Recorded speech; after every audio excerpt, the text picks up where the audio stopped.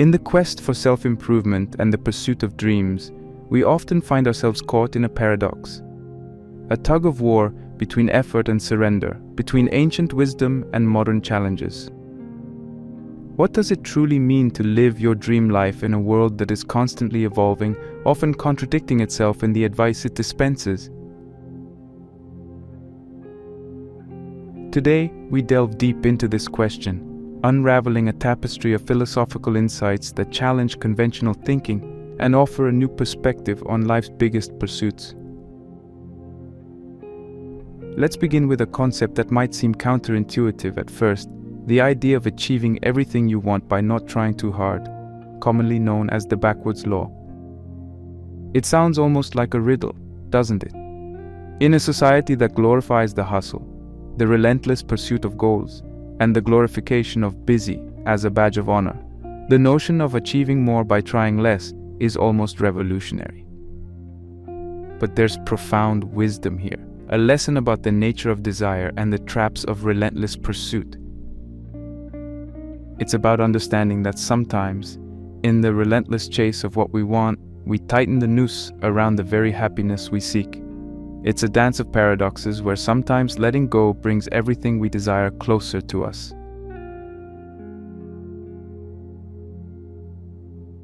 Now, consider the teachings of some of history's greatest minds.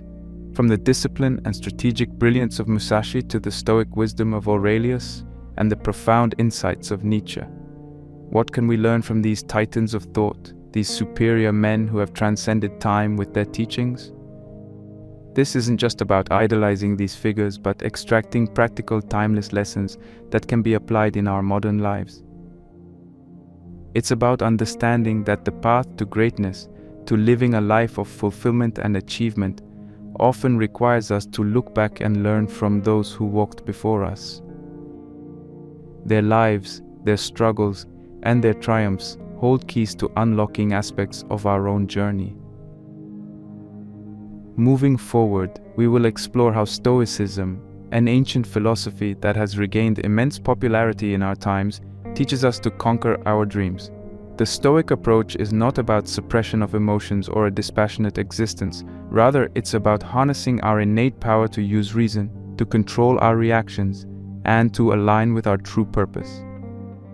The Stoic way to conquer your dreams is about discipline, about understanding that the road to achieving our highest aspirations is often paved with challenges that test our resolve, and it's our response to these challenges that shapes our journey. But what about emotions? Those powerful, often unpredictable forces that can both uplift and derail us. Mastering your emotions isn't about denying them, but understanding them, channeling them towards constructive ends. Seneca, a Stoic philosopher, through his insightful letters, offers a blueprint for finding joy in the everyday.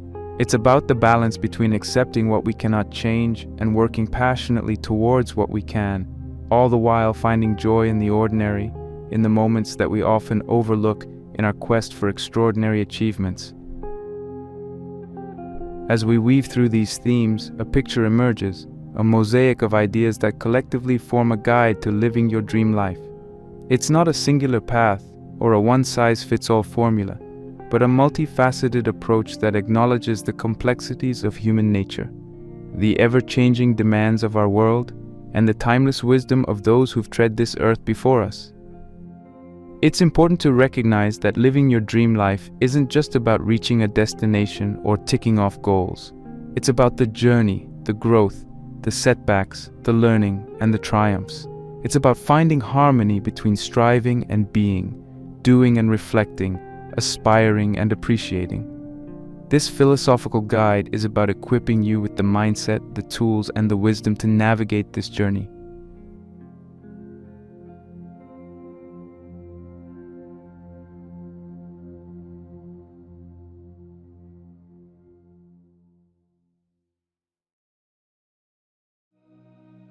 Have you ever noticed that the harder you chase something, the more elusive it becomes? Think of a child trying to catch a reflection on the wall, cast by a shiny object. No matter how quickly they scramble or how fiercely they swipe, that teasing glimmer always dances just out of reach. The child's earnest pursuit, rather than bringing them closer to their goal, seems to push it farther away. This simple observation, as mundane as it might appear, echoes a profound truth about many of life's grander pursuits. What if, in so many instances, our intense chase is precisely what keeps our desires perpetually beyond grasp? Desire is a curious thing.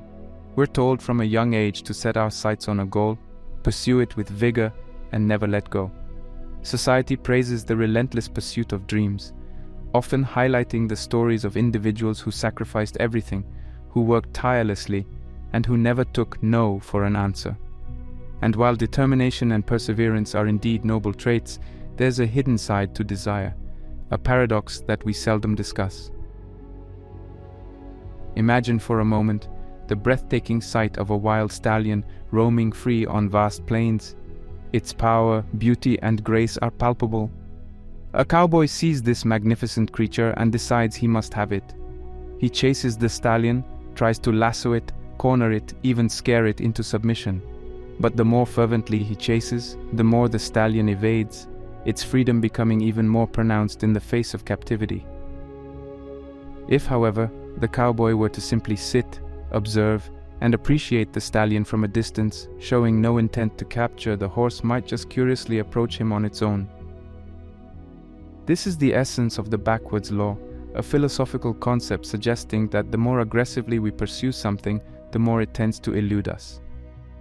It's a law of reversed effort, a principle that says when we push too hard, our efforts can backfire. And while it might sound counterintuitive in a world that often shouts, "Push harder, want more, don't stop," this idea isn't new. It's been whispered in ancient scriptures, painted in art, and even scientifically observed in our very psychology. The concept might also remind one of a rubber band. When you pull one end, the other end moves away. The harder you pull, the farther away it goes. But the moment you release the tension, it comes back to its original shape. Our desires, our dreams, and even our peace of mind work in much the same way. The tension we create, the pressure we put on ourselves, often pushes them farther away. So where did this idea originate? And why, in a world obsessed with more, is the concept of less is more so revolutionary? Our modern understanding of the backwards law owes much to Alan Watts, a British philosopher known for popularizing Eastern philosophy in the West. Watts often spoke of the inherent contradictions in our desires. He observed that in our obsessive need to feel secure, to achieve, to grasp, and to own, we often become the agents of our own dissatisfaction. But he was not alone in this insight. This principle, although named and articulated by Watts in a particular way, has deep roots in various philosophical and spiritual traditions, from Taoism's Wu Wei, non-action, to Buddhism's teachings on non-attachment. In essence, the backwards law asks us to rethink our relationship with desire. It doesn't advocate for a life without ambition or dreams.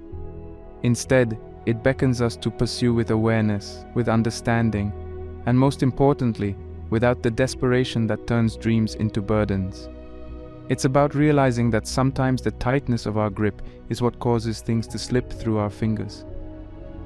In the subsequent sections, we'll delve deeper into this fascinating paradox, exploring its origins, implications, and how it manifests in our daily lives. For now, though, I leave you with a thought. What if, in your chase for the life you desire, the very act of stopping, observing, and letting go is the key to having it all?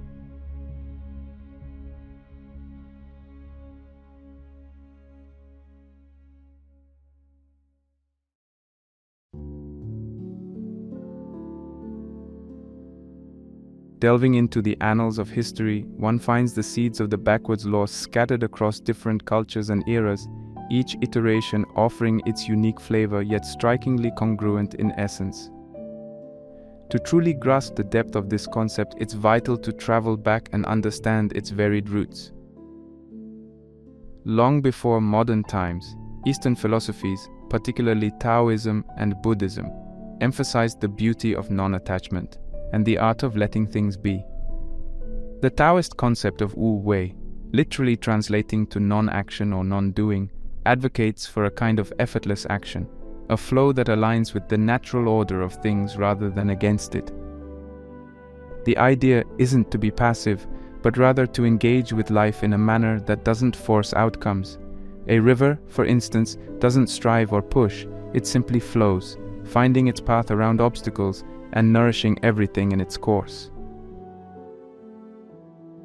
Buddhism, on the other hand, frequently explores the nature of desire and the suffering it can engender.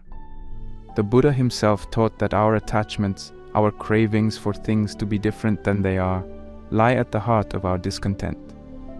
By loosening our grip on our desires, we open ourselves up to a more profound form of happiness, one that is not contingent upon the ever-changing circumstances of life.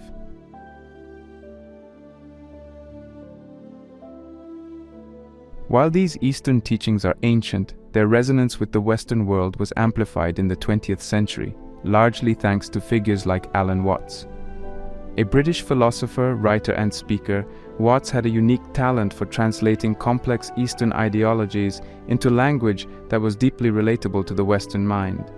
In his lectures and writings, Watts frequently touched upon the backwards law, although not always using that specific term. He spoke of the irony of how our insatiable desires often lead us astray.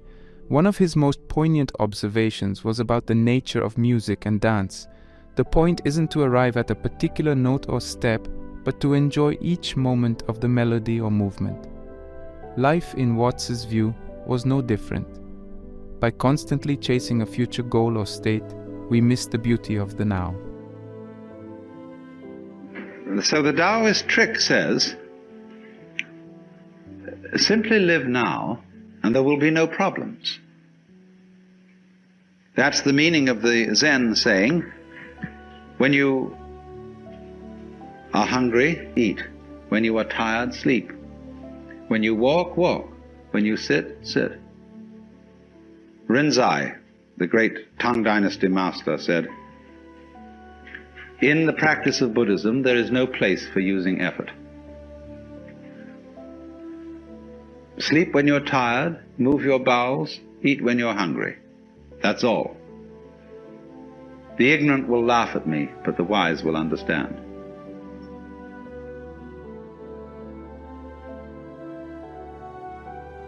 His eloquence and insight bridged the gap between two worlds, introducing many in the West to a perspective that felt both novel and deeply intuitive. Through his words, many came to recognize a truth they had always sensed but never articulated. That relentless pursuit, absent of awareness and appreciation, often distances us from our very objectives. Watts wasn't alone in this exploration. Figures like Carl Jung spoke of the shadow self and the dangers of repressing parts of our psyche. By not facing our inner desires and fears, we give them power. Rollo May, an existential psychologist, also touched upon the concept of authentic existence and the importance of reconciling our desires with our true nature.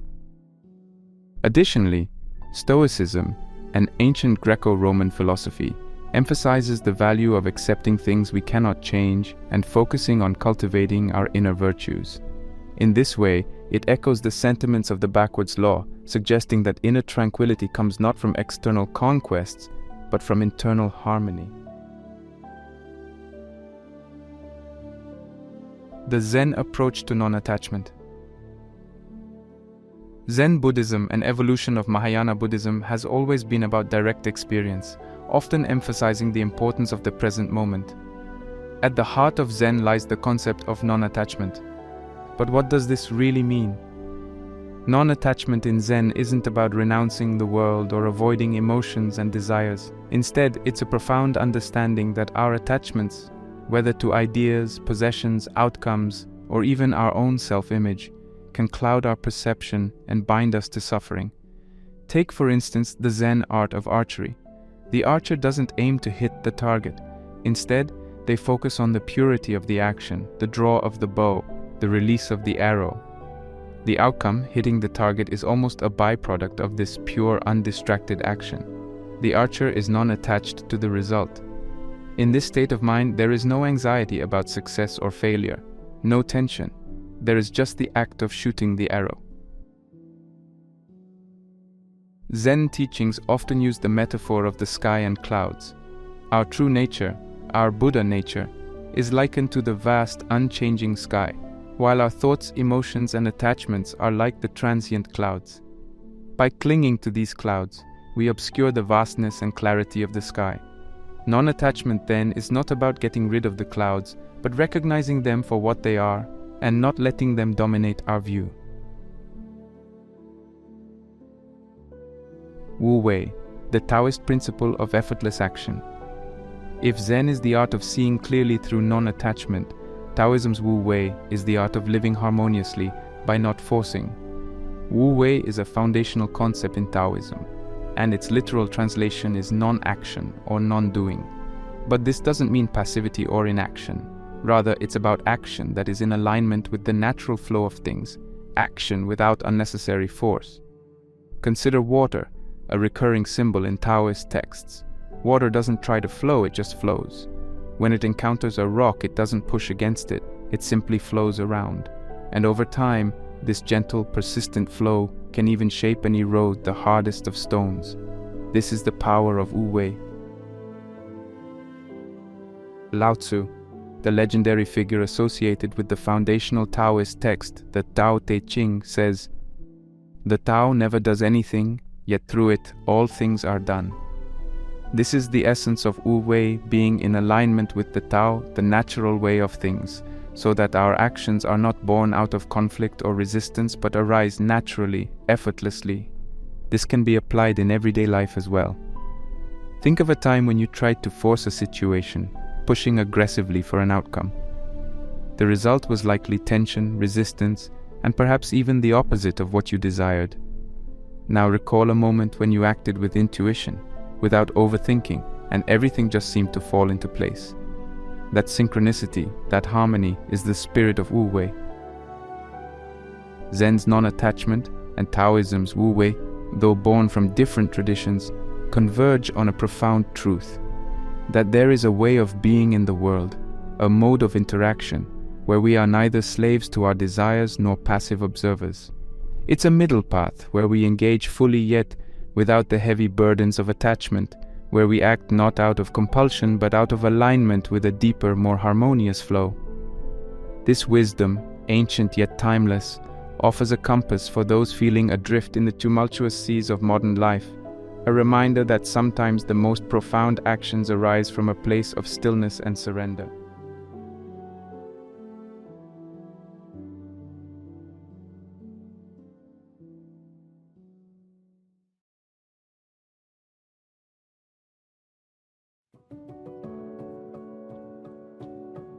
As we journey from ancient Eastern philosophies to the modern Western world, we find that contemporary psychology has its own ways of reflecting upon the backwards law.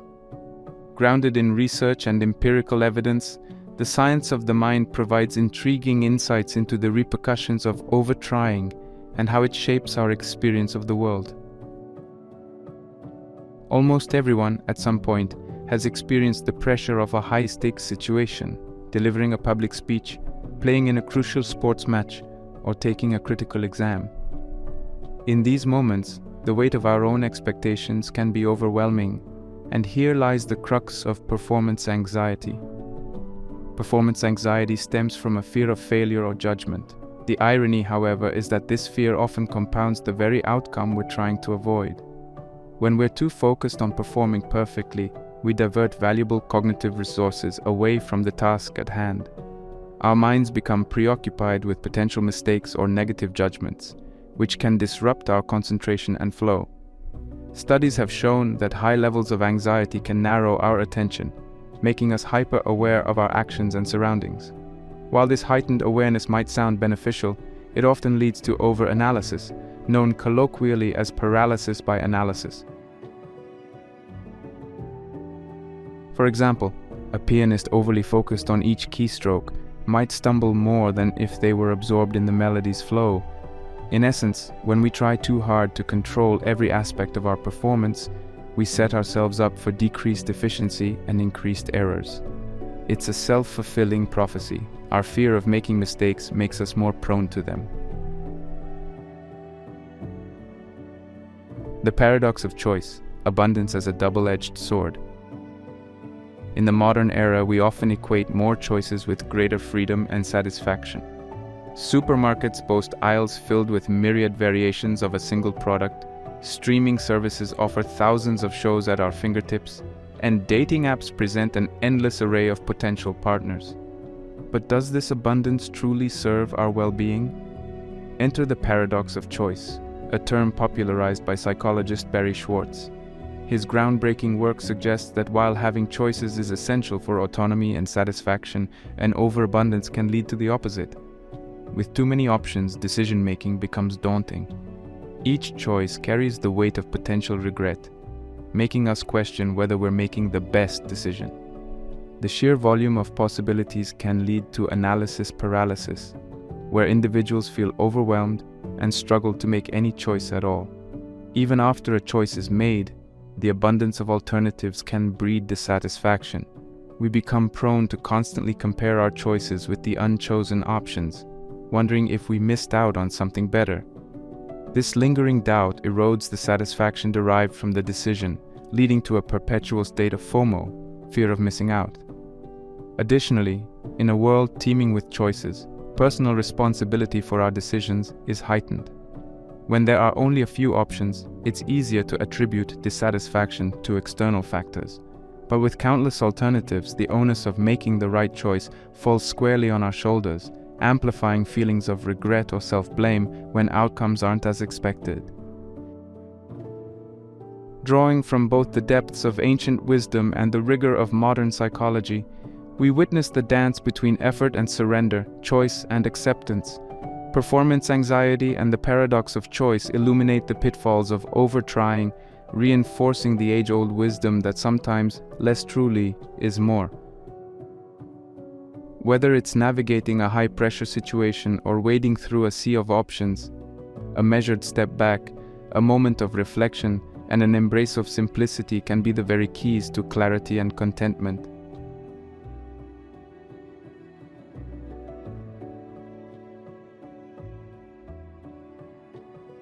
As we forge ahead into the 21st century, we find ourselves deeply entrenched in a world of technological marvels, instant communication, and a seemingly endless cascade of information and stimuli. While this modern age offers unparalleled convenience and connectivity, it also ushers in unique challenges, notably the pressures of an always-on culture. In decades past, the boundaries between work and personal life were relatively clear-cut. When one left the office or finished their shift, they left behind their professional responsibilities, transitioning into a personal or family time. Today, with smartphones, smartwatches, and laptops constantly within arm's reach, these boundaries have blurred. Now, emails can ping into our inboxes at any hour. Bosses, clients, or colleagues from different time zones might expect immediate responses regardless of the local time. Social media notifications nudge us incessantly, urging us to see the latest update, the freshest content, or the newest trend. This relentless connectivity, while empowering, has a darker side. It fosters an expectation of constant availability, leading to feelings of guilt or anxiety when we choose to disconnect, even briefly. The mental toll of being perpetually on can lead to burnout, reduced productivity, and a pervasive sense of being overwhelmed. This, in many ways, mirrors the backwards law. The harder we push to stay connected, to respond instantly, and to be omnipresent, the more exhausted and disengaged we become.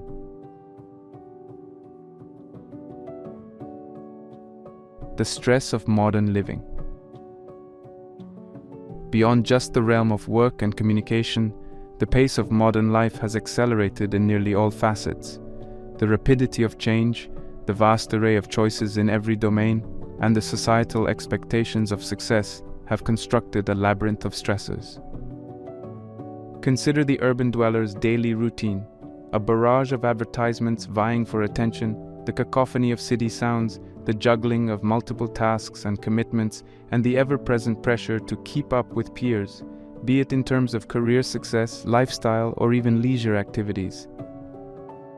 Even our leisure time, which was once a refuge from the pressures of daily life, is now often filled with structured, goal-oriented activities. The idea of just being, without an agenda, target, or objective, is becoming a rare luxury. The cultural narrative, particularly in many Western societies, has equated busyness with importance. "How are you?" is frequently met with "busy," as if it's a badge of honor. But this constant hustle, this incessant need to be occupied or productive, can be counterintuitive. Just as we've seen with performance anxiety and the paradox of choice, the strain of modern living can reduce our overall well-being, leading to emotional fatigue, decreased creativity, and even physical health repercussions. The backdrop of modern societal pressures paints a picture of a world in overdrive. But understanding these pressures is the first step to mitigating their impact. By recognizing the traps of the always-on culture and the stresses of contemporary life, we can make informed choices. Maybe it's setting boundaries for work communication, dedicating specific times for digital detox, or simply allowing oneself moments of pure, agenda-free relaxation. In a world that constantly demands more, sometimes the most radical act is to consciously choose less, to pause, and to reconnect with our intrinsic rhythms, reaffirming the timeless truth of the backwards law in a modern context.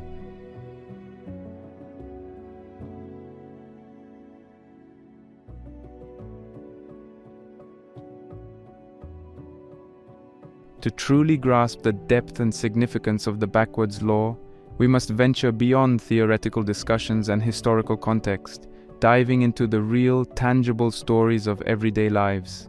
These narratives, both poignant and illuminating, underscore the practical implications of this age-old principle.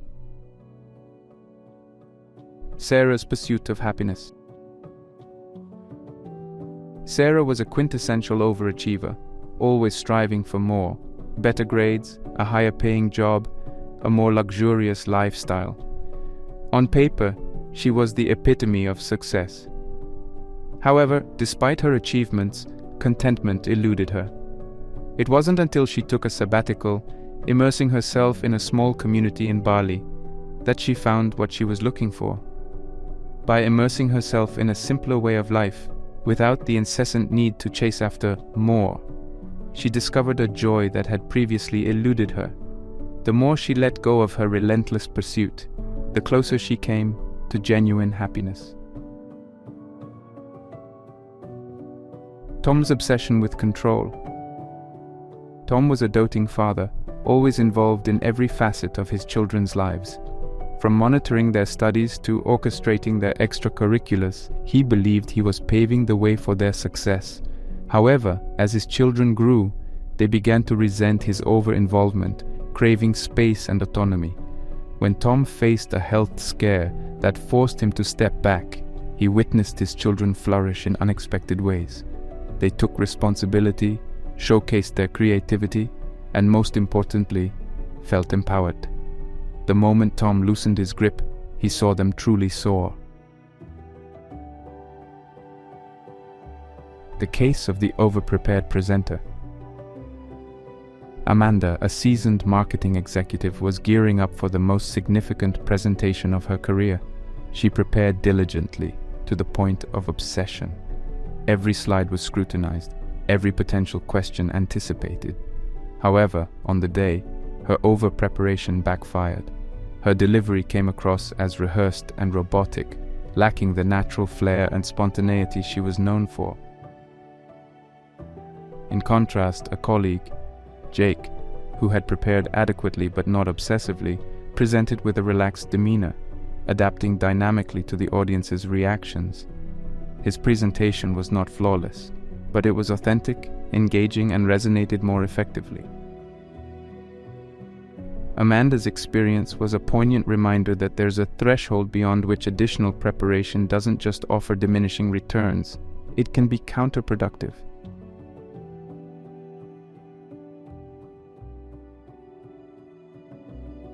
The overthinking manager. Neil was a manager known for his meticulous attention to detail. However, this strength often turned into a weakness. He would overanalyze every decision, pondering all potential outcomes, leading to delays and missed opportunities. On a pivotal project, his indecisiveness resulted in the company being outpaced by a competitor. In the aftermath, Neil took a hard look at his approach and decided to make a change. He began to trust his intuition more, reducing the time spent on exhaustive analyses. The result? Faster decisions, increased team morale, and a series of successful projects. His story reinforced the idea that sometimes in the quest for perfection, we can become our own biggest obstacle. These real-life tales shed light on the myriad ways the backwards law manifests in our lives. Whether it's the search for happiness, the relationships we nurture, or the professional challenges we face, there's a recurring theme. There are moments when striving less, letting go, and trusting the process can yield richer, more fulfilling outcomes. In the delicate dance of life, knowing when to lead and when to follow, when to push and when to pause, can make all the difference.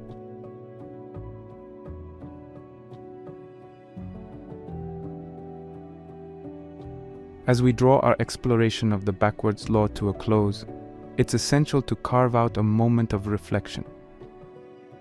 At the heart of our discourse lies a potent and paradoxical truth, one that challenges our contemporary understanding of relentless pursuit and continuous exertion. The universe, in its infinite wisdom, sometimes offers the most profound rewards when we loosen our grip, making space for spontaneity, serendipity, and the unexpected. In the vast tapestry of human history, countless philosophers, thinkers, and ordinary individuals have stumbled upon this realization. From ancient Eastern philosophies to contemporary psychological insights, the theme remains consistent. There exists a delicate balance between action and inaction, between pursuing and allowing. And often, in the gentle embrace of surrender, we find what we've been tirelessly searching for. To integrate the essence of the backwards law into our daily lives, it's crucial to move beyond mere intellectual understanding. This requires actionable steps, practices that ground this wisdom in the tangible, everyday experiences of our existence. Here are some avenues to consider. 1. Mindfulness meditation. Begin or end your day with a 10-minute mindfulness meditation. Focus on your breath, observe your thoughts without judgment, and cultivate an awareness of the present moment. Over time, this practice can enhance your ability to detach from the compulsive need to control, helping you flow with life's natural rhythms. 2. Journaling. Dedicate a few minutes each day or week to reflective journaling. Some prompts to consider include: what am I holding on to too tightly? What would happen if I loosened my grip? Or when have I experienced the magic of surrender? These questions can unveil deep insights, allowing you to witness the backwards law in action within your life. 3. Daily affirmations. Words hold power. Consider adopting daily affirmations that resonate with the ethos of the backwards law. Phrases like, "I trust the process of life," "I release the need to control every outcome," or "by letting go I make space for the new," can serve as gentle reminders, realigning you with this profound wisdom. Life, in all its unpredictability, is a dance of variables both within and beyond our control. While there's merit in ambition, drive, and purposeful action, there's equally immense value in understanding when to step back, to pause, and to let the currents of existence guide us.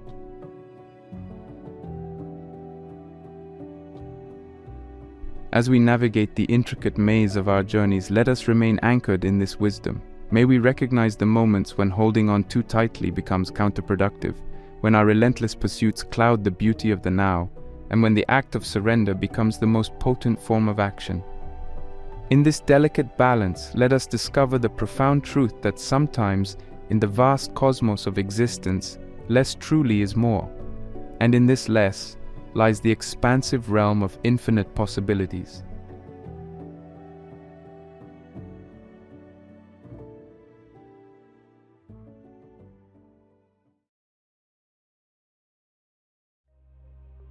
From the meticulous strokes of a samurai's sword to the deep introspection of a Stoic emperor, From the pursuit of raw masculinity in the modern era to the wisdom sought amidst concentration camp fences, what does it truly mean to be a superior man?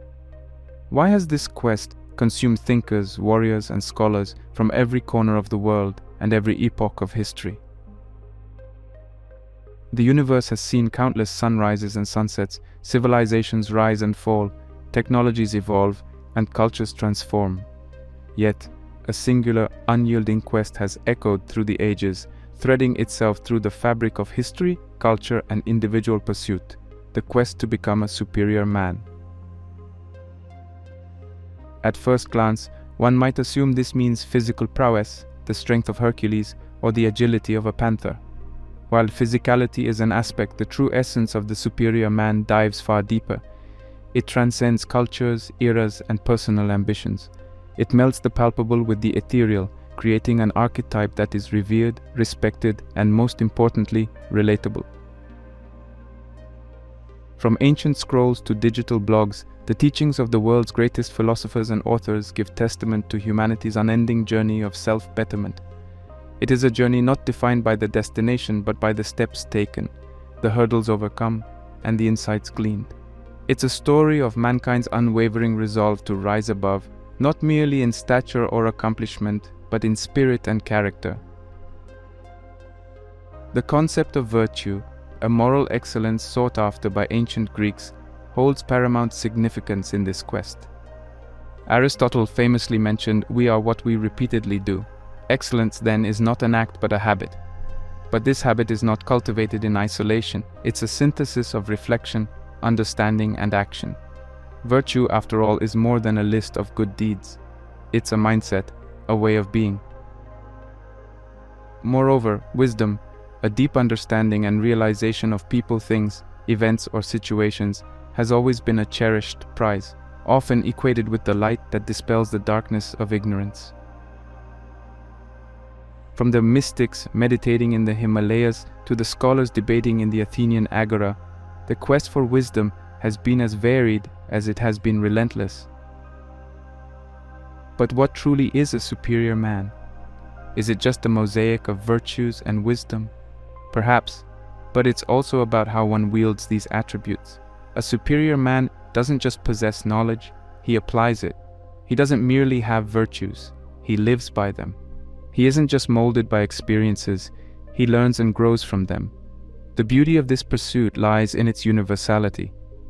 Regardless of the age one lives in, the fundamental human desire remains unchanged: to evolve, to improve, and to resonate with a higher version of oneself. It's not just about having superior skills or being recognized for one's talents.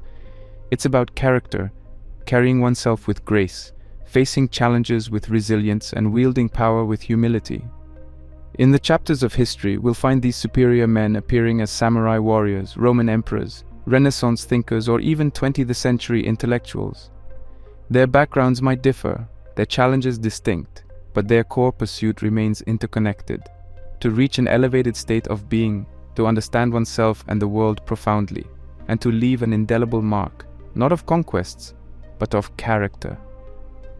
As we embark on this journey today, delving deep into lessons from some of the most revered philosophers and authors, we invite you to reflect, introspect, and perhaps find that superior man within yourself. The path is ageless, the quest eternal, and the rewards immeasurable. Join us as we traverse the path of the superior man, a journey through ages, yet timeless in its essence.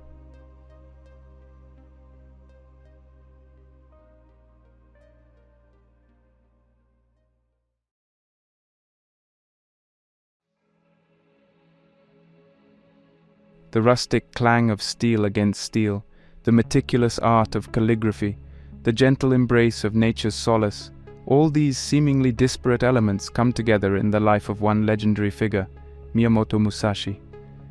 Often heralded as Japan's greatest swordsman, Musashi was not just a master of the blade, but also a philosopher, strategist, and artist. His life lessons and legacy offer profound insights into the making of a superior man. Born in the late 16th century, Musashi's life was a tapestry of duels, travels, and deep introspections. His renown in swordsmanship was not merely due to his unparalleled skill, but also his unique approach to combat and life. This approach is detailed exquisitely in his seminal work, The Book of Five Rings, but equally illuminating is another of his lesser-known works, the Dokodo, or The Way of Walking Alone. The Dokodo offers 21 precepts, each a gem of wisdom. Distilled, they underscore the virtues of independence, acceptance, and simplicity.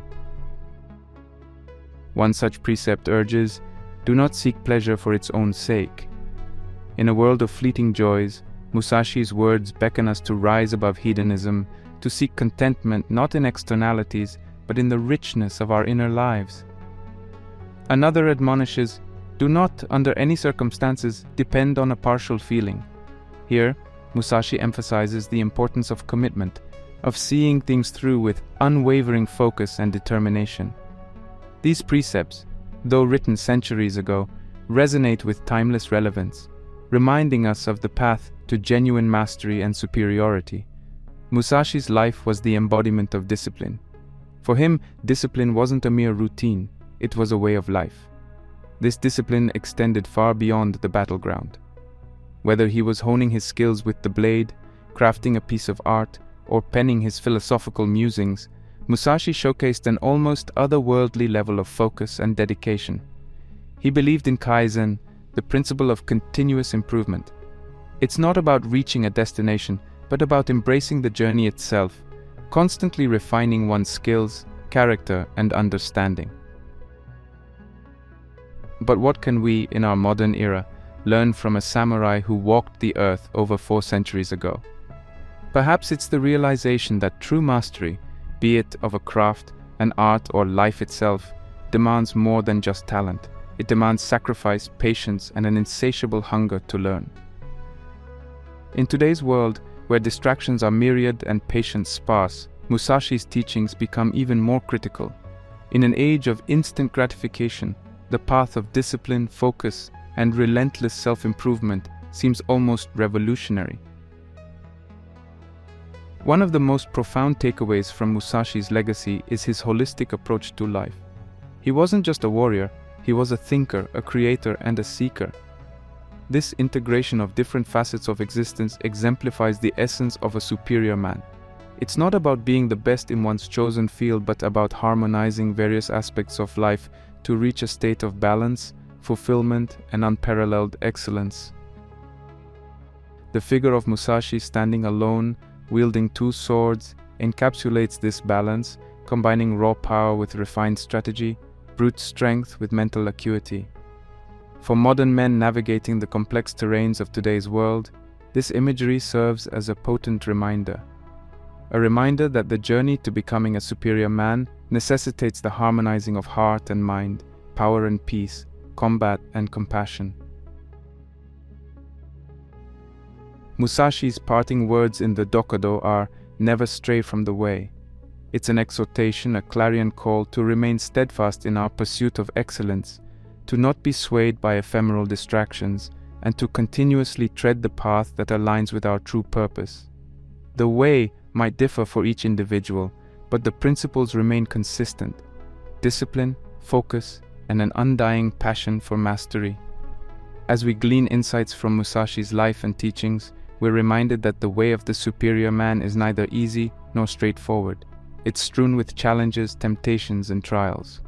Yet it's this very journey, with its highs and lows, that chisels an ordinary man into a figure of superiority. A man who, like Musashi, becomes an embodiment of strategy, skill, and sublime wisdom.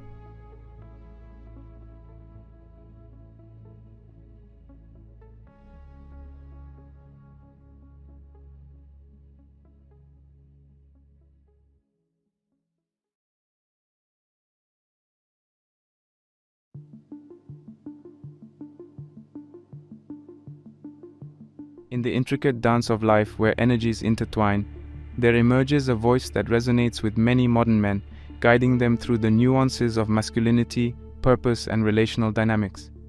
This voice is none other than David Deida, a thinker whose insights on the masculine essence have sparked revelations for countless individuals navigating the complexities of modern relationships and self-identity.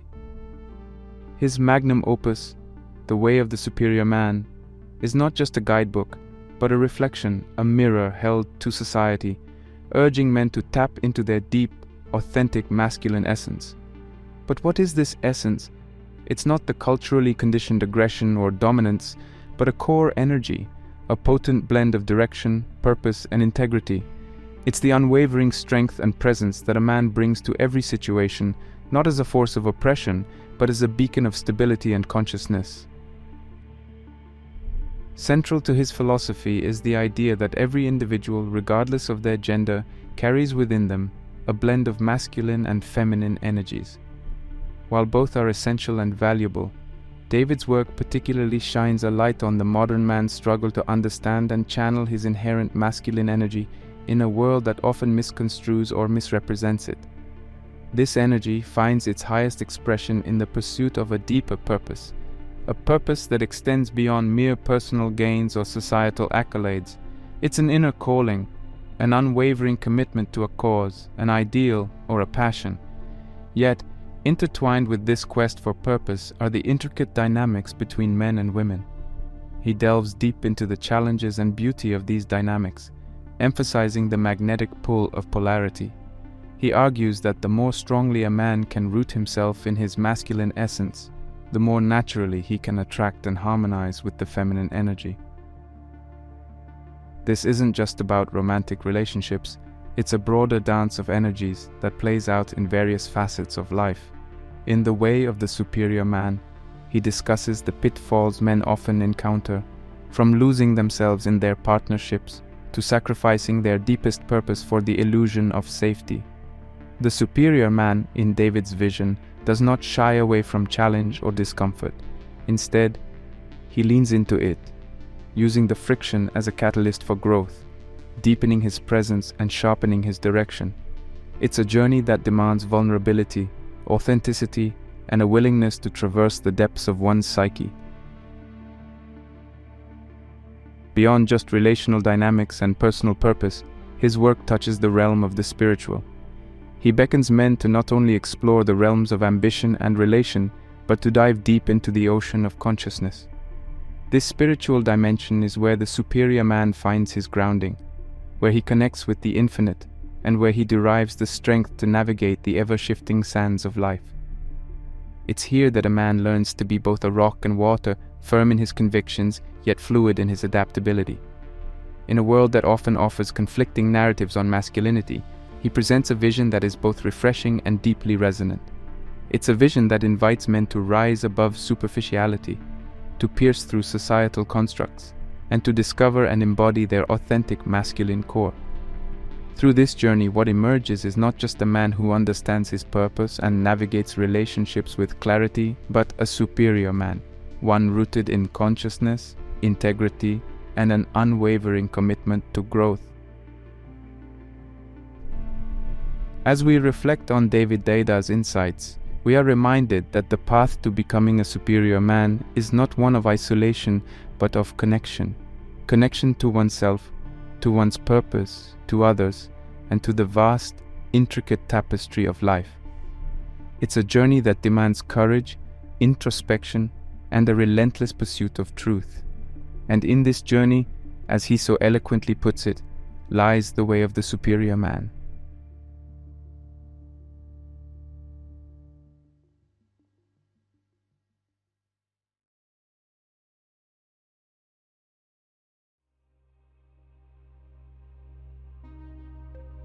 Amid the towering pillars of Rome and the vast stretches of its empire, a figure, clad not just in the garb of an emperor, but also in the cloak of philosophy, reigned. Marcus Aurelius, Rome's philosopher king, stands as a unique beacon in the annals of history, a leader whose might lay not just in the expanse of his empire, but in the depths of his thoughts. At the crossroads of power and introspection, his life and writings offer timeless insights into the essence of Stoic leadership and the path of virtue. Marcus Aurelius's writings, primarily his personal journal known as the Meditations, are not grand treatises or verbose expositions. Instead, they are intimate reflections, whispers from the heart of one of the most powerful men in history, grappling with the same questions, fears, and challenges that humans have faced across ages. It's a testament to his quest for virtue, for understanding, and for a life led with purpose and integrity. A primary tenet that flows through Marcus Aurelius's musings is the call to virtue. To him, virtue wasn't a mere buzzword or a convenient facade. It was the very bedrock of life. He wrote, "Just that you do the right thing. The rest doesn't matter, cold or warm, tired or well-rested, despised or honored, dying or busy with other assignments. Because dying too is one of our assignments in life.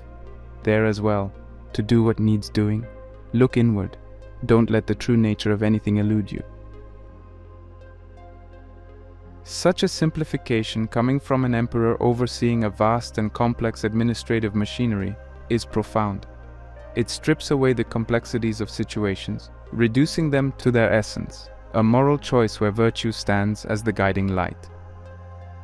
But Marcus Aurelius's Stoicism wasn't just about personal virtue, it was intricately tied to his role as a leader. Leadership, especially in the turbulent waters of Roman politics and wars, was a Herculean task, with myriad challenges both external and internal. Here, the Stoic principles he embraced became his anchor. The Stoic philosophy, with its emphasis on discerning between what's in our control and what's not, was his compass in the stormy seas of leadership. He believed that while external events, opinions, or outcomes might be beyond one's grasp, one's own thoughts, actions, and responses were squarely within one's domain. This Stoic principle is encapsulated in his words. "You have power over your mind, not outside events. Realize this, and you will find strength." This realization is transformative. It shifts the focus from fretting over externalities to cultivating an internal fortress. It's about realizing that while the world might be in chaos, one's mind can remain an oasis of calm and clarity. This shift doesn't advocate passivity or resignation. Instead, it urges proactive engagement with the world, armed with the wisdom of discernment and the shield of equanimity. For Marcus Aurelius, another key aspect of Stoicism was its universality. The principles he espoused weren't limited to the corridors of power in Rome. They were, and remain, universally applicable, whether one is an emperor or a farmer, a general or a poet. The challenges might differ, the stakes might vary, but the core Stoic tenets remain the same. His leadership was a dance between action and reflection, between wielding power and yielding to wisdom. In one of his reflections he mentions, "The best revenge is to be unlike him who performed the injury." Such insights underscore a leadership style rooted not in retribution or power plays but in dignity, respect, and virtue. The world has seen countless rulers, leaders, and influencers, but few have left behind a legacy as enduring and enlightening as Marcus Aurelius. In a world rife with power dynamics and ambitions, his life stands as a testament to the fact that true leadership is not just about external conquests, but internal mastery. As we delve deeper into the essence of Marcus Aurelius and Stoicism, we uncover not just historical insights, but contemporary lessons. In our modern world, with its complexities and challenges, the Stoic principles embraced by Marcus Aurelius beckon us with renewed relevance. They remind us that amidst the ever-changing external landscape, there lies an internal realm, waiting to be mastered, a realm where virtue is the ruler and wisdom is the compass.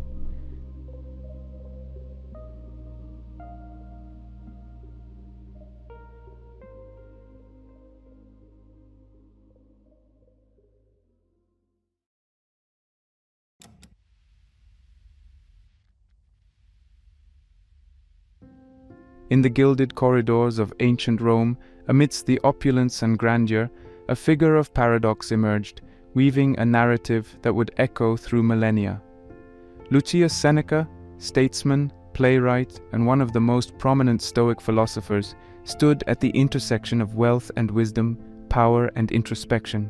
His life and teachings serve as a profound exploration of the delicate balance between material abundance and philosophical enlightenment. Seneca's story is one of contrasts. Born into a prominent Roman family, he ascended to become one of the wealthiest citizens of Rome and a trusted advisor to Emperor Nero. Yet this very man, surrounded by the trappings of luxury and political influence, was also one of the most vocal proponents of Stoic philosophy, a philosophy that often advocated simplicity, endurance, and equanimity. This duality of being deeply embedded in the material world while remaining a torchbearer of Stoicism lends a unique richness and authenticity to Seneca's teachings. A central theme that pervades Seneca's writings is the relationship between wealth and virtue. To him, wealth in itself was neither good nor bad. It was instead a tool, a resource, a means to an end, but never the end itself. He once famously stated, "It is not the man who has too little, but the man who craves more, that is poor." Such insights, coming from a man of immense wealth, carry a weight of lived experience. They are not mere philosophical musings, but reflections born out of navigating the complexities of affluence. One of his most enduring lessons revolves around the idea of enjoying life's blessings without becoming subservient to them. He was no ascetic. He didn't preach the renunciation of wealth or pleasures. Instead, he advocated a mindful engagement with them, a conscious consumption that appreciates the luxuries without being ensnared by them. In his words, slavery resides under marble and gold. It was a cautionary reminder that the chains of dependency could very well be forged in gold. This Stoic detachment was not a call to indifference but a path to true freedom. By being in control of one's desires and not being overly attached to material possessions, one could truly enjoy them without the constant fear of loss or the insatiable thirst for more. Such a stance required immense introspection and self-awareness, qualities that Seneca believed were the cornerstones of a life well lived. Seneca's perspective on wealth also extended to the realm of generosity and societal responsibility. He believed that wealth brought with it a duty to uplift, to support, and to contribute. To hoard or to indulge mindlessly was, in his view, a betrayal of this responsibility. True wealth, he professed, lay not just in accumulation, but in the judicious use and distribution of one's resources. However, beyond the tangible dimensions of wealth, Seneca's teachings delve deep into the riches of the mind and soul. To him, the greatest wealth was wisdom, the ability to discern, to understand, and to navigate life's vicissitudes with grace and equanimity. This pursuit of wisdom was not a passive endeavor. It was an active, relentless quest that often required one to question societal norms, challenge personal beliefs, and at times swim against the tide. In a world that often measures success in material terms, he stands as a timeless reminder that true success, true wealth, transcends the tangible. It's rooted in the depths of one's character, the expanse of one's understanding, and the quality of one's actions. In examining Seneca's life and teachings, we are invited to reflect upon our own relationship with wealth and wisdom. In the modern age, where the allure of materialism is pervasive and often overwhelming, Seneca's Stoic principles beckon us with a clarion call. They urge us to strike a balance, to embrace the bounties of life without being ensnared by them, and to constantly strive for a wealth that is both profound and enduring, a wealth that melds the gold of material abundance with the diamonds of wisdom.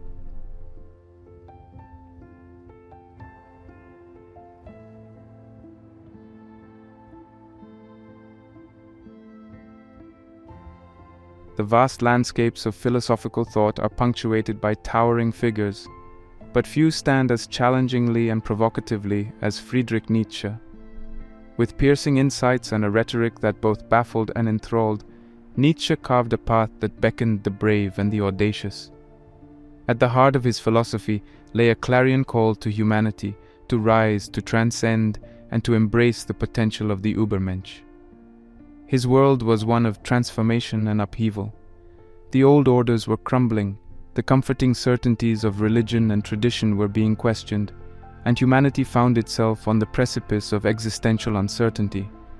Into this maelstrom, Nietzsche's voice emerged, not as a soothing balm, but as a fierce challenge.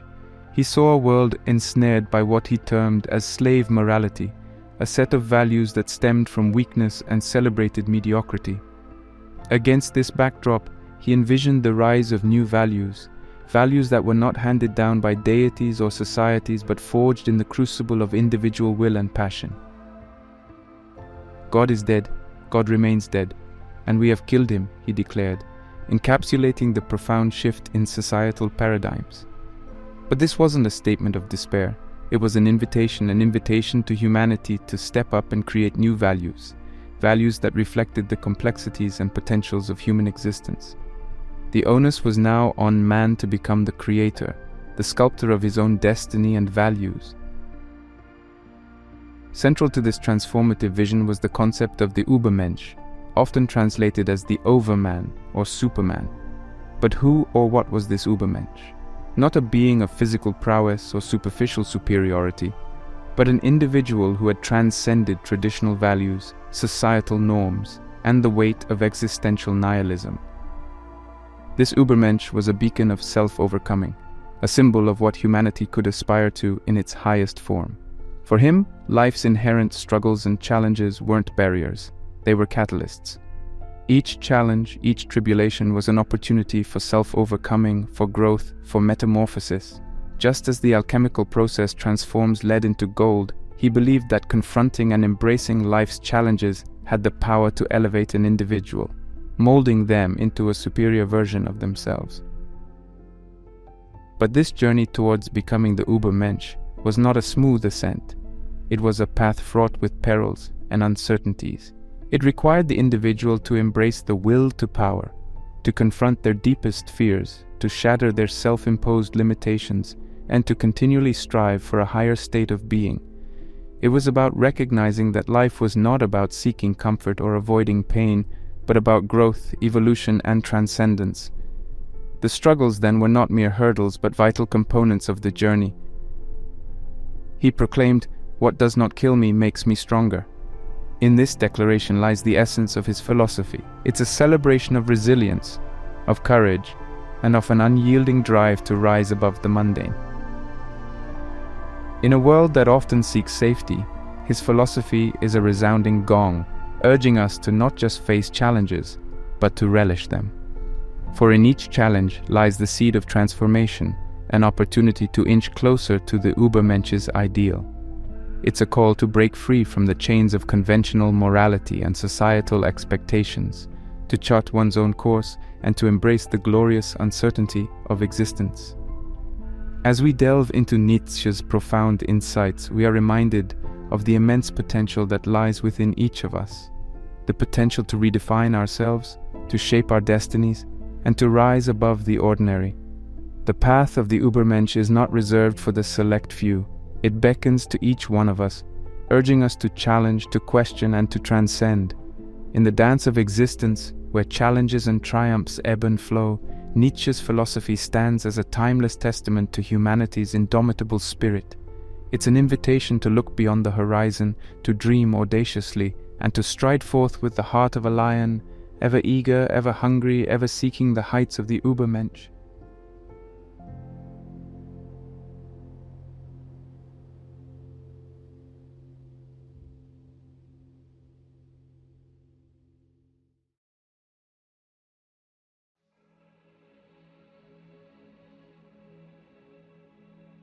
In the harrowing shadows of barbed wires and under the watchful eyes of Nazi guards, amidst the indescribable horrors of concentration camps, a beacon of hope and resilience emerged. Dr. Viktor Frankl, psychiatrist, neurologist, and Holocaust survivor, stands as a testament to the indomitable human spirit, a spirit that seeks meaning even when engulfed in the abyss of suffering. Frankl's seminal work, Man's Search for Meaning, is not just a memoir, it is a philosophical exploration, a psychological treatise, and above all, a guide to finding light in the darkest of times. Through its pages, readers traverse the chilling landscapes of Auschwitz and Dachau. But more than the external atrocities, they are led into the inner chambers of the inmates' minds, where battles of a different kind raged. At the heart of his philosophy is the belief in logotherapy, a form of existential analysis that posits that the primary human drive is not pleasure, as Freud suggested, but the pursuit of what we find meaningful. Even in the harshest conditions, surrounded by death and devoid of freedom, Frankl observed that those who could find meaning, even in the smallest of moments or in the most mundane of tasks, exhibited a resilience that often defied logical explanation. He wrote, "Everything can be taken from a man but one thing, the last of the human freedoms, to choose one's attitude in any given set of circumstances, to choose one's own way." In the brutal environment of the concentration camps, where every aspect of one's existence was regulated and restricted, this insight was revolutionary. It underscored the idea that while external circumstances might be beyond one's control, one's internal response, the narrative one crafts, remains a bastion of freedom. One of the most poignant moments in man's search for meaning is Frankl's reflection on how, amidst the squalor and degradation, he would often think of his wife and their love, a love that transcended the confines of the camp and offered him a sanctuary of solace and purpose. This realization that love could serve as a source of meaning even when stripped of everything else became a cornerstone of Frankl's therapeutic approach. But Frankl's insights go beyond the individual. He extends his philosophy to a broader societal canvas. In a world recovering from war and grappling with existential questions, his assertion was clear. Life is not primarily a quest for pleasure as Freud believed, or a quest for power as Alfred Adler taught, but a quest for meaning. The challenges faced by Frankl and his fellow inmates were extreme, almost inconceivable. Yet his experiences and reflections resonate universally. Every individual at some point confronts challenges, faces adversities, and grapples with suffering. While the scale and nature of these struggles might differ, the core existential crisis, the search for meaning amidst chaos, remains a shared human experience. As we engage with these profound insights, we are compelled to reflect upon our own lives, our own challenges, and our own quests for meaning. In a world that often feels fragmented, where despair looms large and uncertainties abound, Frankl's philosophy offers a beacon, a reminder that meaning can be forged, that purpose can be found, and that even in the direst of circumstances, the human spirit can not only endure but also thrive. The legacy of Viktor Frankl stands as a testament to the resilience of the human psyche. It's a clarion call to delve deep, to seek purpose, and to anchor oneself in the quest for meaning. For as Frankl so eloquently puts it, in some ways suffering ceases to be suffering at the moment it finds a meaning.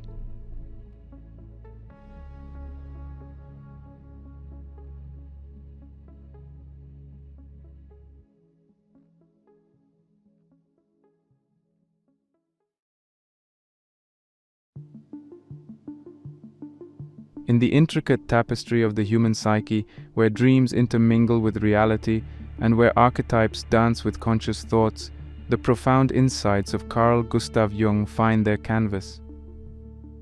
A pioneer of depth psychology, Jung delved into realms often left uncharted, shedding light on the darkest corners and the most luminous vistas of the human mind. Central to his explorations was a concept both intriguing and challenging: the shadow. The shadow, in Jungian psychology, isn't merely the absence of light or a mere reflection. It represents the hidden, the suppressed, the parts of ourselves that we often deny or ignore. These could be our fears, our desires, our regrets, elements that for various reasons don't align with our conscious self-image or societal expectations. They lurk beneath in the unconscious, often influencing our behaviors, reactions, and choices in ways we scarcely realize. But why, one might ask, should one confront this shadow? Why not let sleeping demons lie?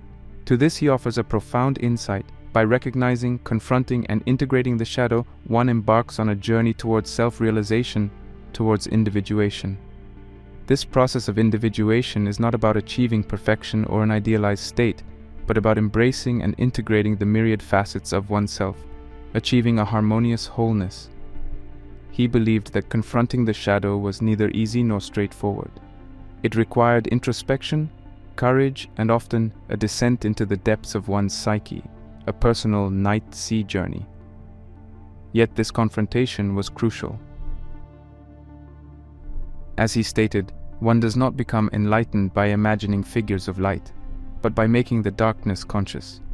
By acknowledging and integrating the shadow, one not only gains insights into one's hidden motivations, but also taps into a reservoir of latent creativity, strength, and vitality. This integration, however, isn't about indulging in one's darker tendencies. Instead, it's about understanding them, giving them a voice, and then finding a balance. In this balancing act, the shadow doesn't overpower or subsume the conscious self. Rather, it melds with it, creating a richer, more nuanced self-awareness. Integral to this journey of shadow integration is the realization that the path to becoming a superior man isn't about sidelining or suppressing aspects of oneself, but about achieving a harmonious integration. The superior man, in Jung's vision, is not a paragon of societal virtue, but an individual who has achieved a synthesis of his conscious and unconscious realms. He's a man who, in understanding his shadows, casts a brighter, more authentic light. His philosophy, though rooted in intricate psychological constructs, offers profound practical insights for the modern individual. In an era where societal masks often overshadow authentic selves, where digital personas can be curated to echo societal ideals, the call to acknowledge and integrate the shadow becomes even more pertinent. It's an invitation to authenticity, to depth, and to a richer understanding of oneself. As we reflect upon Jung's teachings, we're reminded of the complexities and the profound potentials that reside within each of us.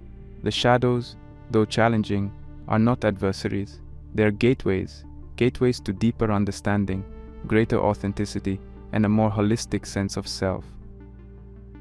In embracing and integrating these shadows, one doesn't just navigate the challenges of life with greater awareness, but also strides forth on the path of the superior man, a path not of perfection, but of profound integrated wholeness.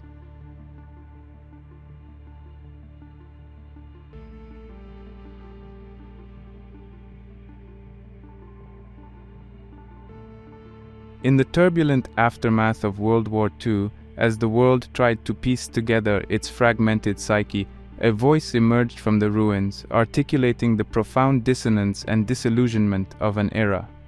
Albert Camus, an Algerian-born French philosopher, novelist, and playwright, took center stage in existentialist thought, a movement that grappled with the inherent complexities and ambiguities of human existence.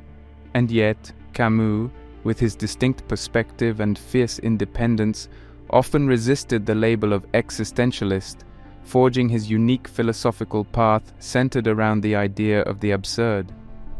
At its core, Camus' philosophy is an exploration of the absurd, the profound clash between humanity's innate search for meaning and the silent, indifferent universe that seemingly offers none.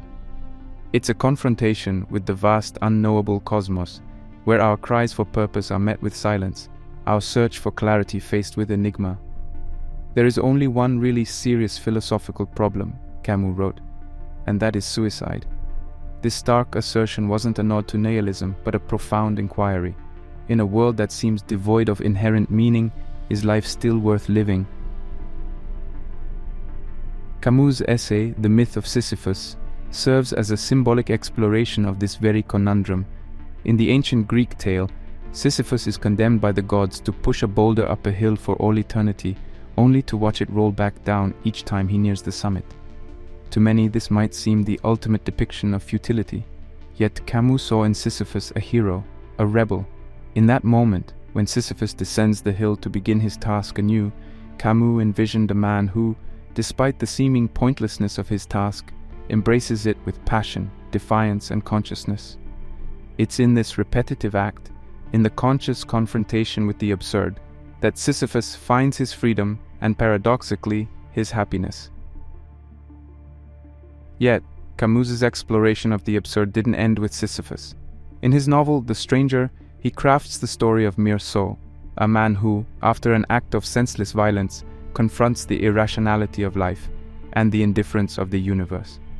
Meursault's alienation, his confrontation with the absurdities of societal conventions and the meaninglessness of existence, becomes a mirror for the reader, forcing a profound introspection. For Camus, recognizing the absurd was not an endpoint but a beginning. It was a call to revolt, a revolt against despair, against complacency, against the very notion that life's lack of inherent meaning renders it futile. Instead, in this void, Camus saw potential. Embracing the absurd becomes an act of affirmation, a conscious choice to continue living with passion, authenticity, and a fierce adherence to one's own truths. Central to this philosophy was Camus' unwavering belief in the intrinsic value of life. Even in a universe devoid of preordained purpose, life, with its joys, sorrows, and complexities, held immeasurable worth. This conviction extended to Camus' deep sense of solidarity with humanity. In the face of an indifferent cosmos, humans were each other's keepers, bound by shared experiences, shared struggles, and the shared journey of navigating the absurd. The lessons embedded in Camus' philosophy are both challenging and liberating. They compel us to confront our deepest anxieties, to question societal constructs, and to grapple with the profound uncertainties of existence. Yet in this very confrontation, in this embrace of the absurd, lies the path to personal freedom and an authentic life. It's a journey not towards finding external meaning, but towards crafting our own, not towards seeking universal truths, but towards forging personal ones. As we delve deeper into the realm of Camus and the absurd, we are reminded of the resilience, defiance, and passion that define the human spirit. In a universe that may offer no answers, Camus beckons us to craft our own, to rebel against despair, and to find, in the very heart of the absurd, a life teeming with purpose, passion, and profound connection.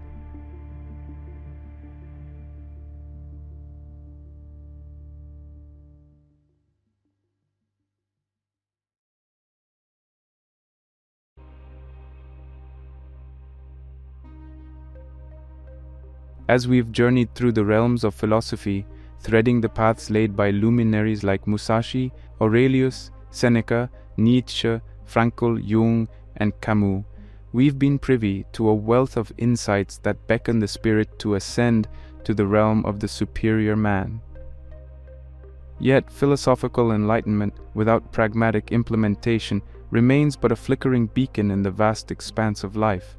So, how does one embody these profound teachings in everyday existence? Let's pave a practical pathway inspired by the wisdom of these great thinkers. 1. Embrace continuous learning, inspired by Musashi. Dedicate yourself to mastery in your chosen field. Much like a samurai hones his skills, read, practice, engage in discussions, and never let the flame of curiosity dim. Whether it's your profession, a hobby, or a newfound interest, immerse yourself with the zeal of a lifelong learner. 2. Channel your inner energy. Recognize the dynamism within you. Cultivate self-awareness, understanding your masculine and feminine energies, and harnessing them aptly. It's about being assertive when needed, receptive at times, and always authentic. 3. Develop Stoic resilience, from Aurelius and Seneca. Life will present challenges. Instead of lamenting them, embrace them as teachers. Understand what's within your control, act on it, and accept what's beyond your grasp. Celebrate life's blessings, but don't be enslaved by the desire for more.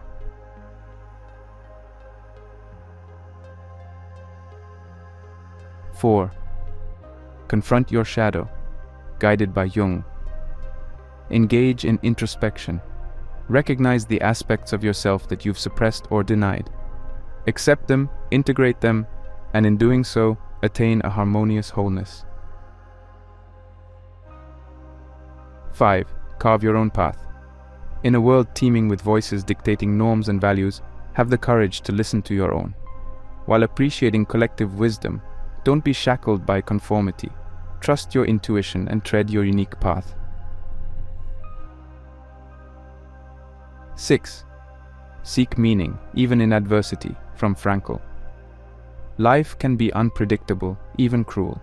Yet even in the bleakest moments, search for meaning. It could be in the love of a dear one, the satisfaction of a job well done, or the simple pleasure of a sunrise. 7. Embrace the absurd, with Camus. Life won't always make sense, and that's okay. Instead of seeking external validations or universal truths, craft your own meaning, rebel against despair, and in the heart of the absurd, find your passion and purpose. Now, intertwining these insights, let's chart a practical roadmap. Daily meditation and reflection. Start your day with a moment of stillness. Reflect on your actions, aspirations, and the lessons these philosophers offer. Let it be a grounding ritual. Journaling. Document your journey. Write about your challenges, your moments of enlightenment, and your personal growth. It's a mirror to your soul and a testament to your evolution. Active learning. Dedicate a part of your week to learning. It could be reading, attending workshops, or simply engaging in meaningful conversations. Service. Remember Frankl's search for meaning and Camus' emphasis on solidarity? Incorporate service into your life. Help, volunteer, make a difference. It aligns you with a purpose larger than yourself. Engage in arts. Whether it's painting, music, or any form of art, let it be your portal to confronting and integrating your shadow, as guided by Jung. Physical activity, be it martial arts as inspired by Musashi, or simply a daily exercise routine, let it be a testament to discipline, focus, and the continuous journey of self-improvement. Open dialogues, discuss, debate, and share. Talk about your feelings, your insights, and your journey. It's therapeutic and offers fresh perspectives. Challenge yourself. Regularly step out of your comfort zone. Take on a new project, travel to an unfamiliar place, or learn a new skill. It embodies the essence of Nietzsche's call to embrace challenges. Practice gratitude. Every day, reflect on at least 3 things you're grateful for. It's a nod to Seneca's teachings of appreciating life's blessings without being enslaved by them. In essence, the journey to becoming the superior man isn't about reaching a destination. It's a continuous process of self-discovery, growth, and evolution. It's about embodying the teachings of these great philosophers, not just in profound contemplations, but in everyday actions. For in the weave of daily routines, in the choices we make, and in the challenges we embrace, lies the path to true superiority. As we conclude this exploration, let it not be an end, but a commencement, a starting point for each viewer to embark on their unique journey, a journey of self-discovery, where the contours of one's essence are mapped and understood, a journey of self-improvement, where the gaps between one's potential and reality are bridged, and a journey of mastery, where skills, virtues, and insights are honed to their pinnacle. In this odyssey, the destination is not a fixed point but an ever-evolving horizon. It's a call to rise, to strive, and to embrace the multifaceted journey of becoming a superior man. Let the wisdom of the ages be your guide, the experiences of life be your teacher, and the fire of passion be your fuel.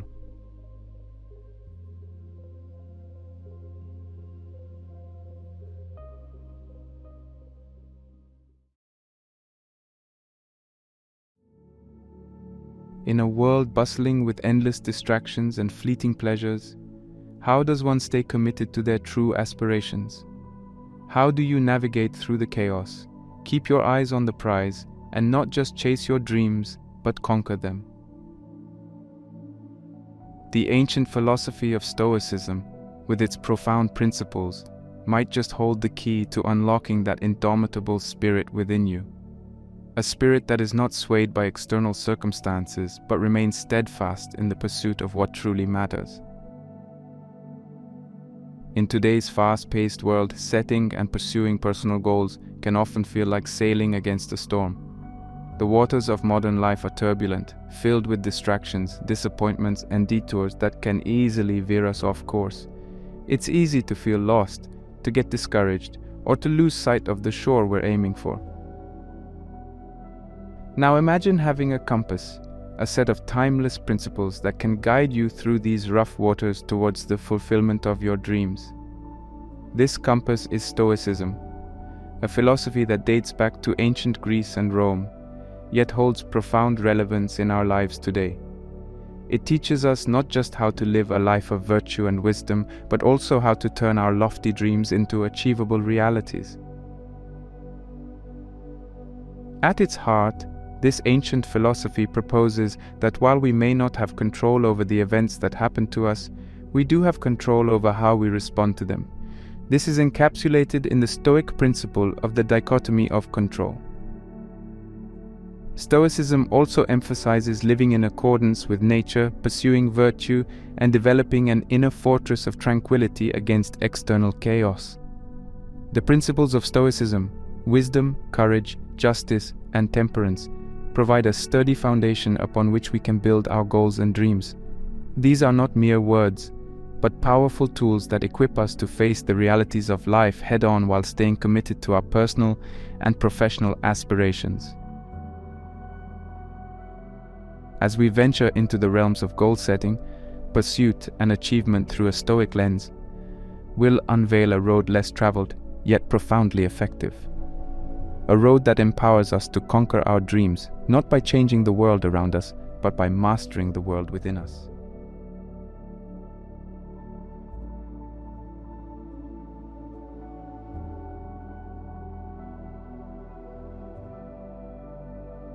Personal goals are the milestones we set for ourselves to guide our actions and decisions towards fulfilling our ambitions. They are the tangible expressions of our values, desires, and aspirations.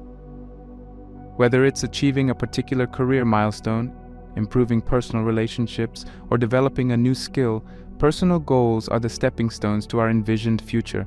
Their significance cannot be understated.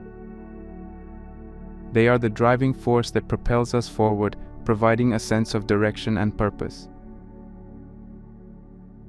In a world filled with distractions and external pressures, having clear, well-defined personal goals can serve as a compass, helping us navigate through life's challenges and opportunities with clarity and focus. Moreover, they are a reflection of our values and long-term vision. They are not arbitrary targets, but are rooted in what matters most to us. When our goals are aligned with our core values, the journey towards achieving them becomes not only meaningful, but also fulfilling. This alignment creates a harmonious trajectory towards success, where our actions and our values are in sync, fostering a sense of integrity and satisfaction. The importance of aligning personal goals with one's values and long-term vision is a lesson deeply embedded in Stoic philosophy. Stoicism teaches us to live in accordance with our nature and to pursue what is virtuous and meaningful. This ancient wisdom encourages us to set goals that resonate with our inner truth, fostering a life of purpose and fulfillment. However, aligning personal goals with our values and long-term vision is not always a straightforward task. It requires self-reflection, honesty, and a clear understanding of what we hold dear. It's a process of looking inward, of discerning our true desires from fleeting whims, and of setting goals that are not merely reactions to external pressures, but are expressions of our authentic selves. Stoicism, with its emphasis on self-awareness, rationality, and virtue, provides a robust framework for this introspective journey. It guides us in identifying what is truly significant and in setting goals that are not only achievable but also enriching. By doing so, Stoicism aids in crafting a life that is not just successful in a material sense, but is also deeply meaningful and rewarding.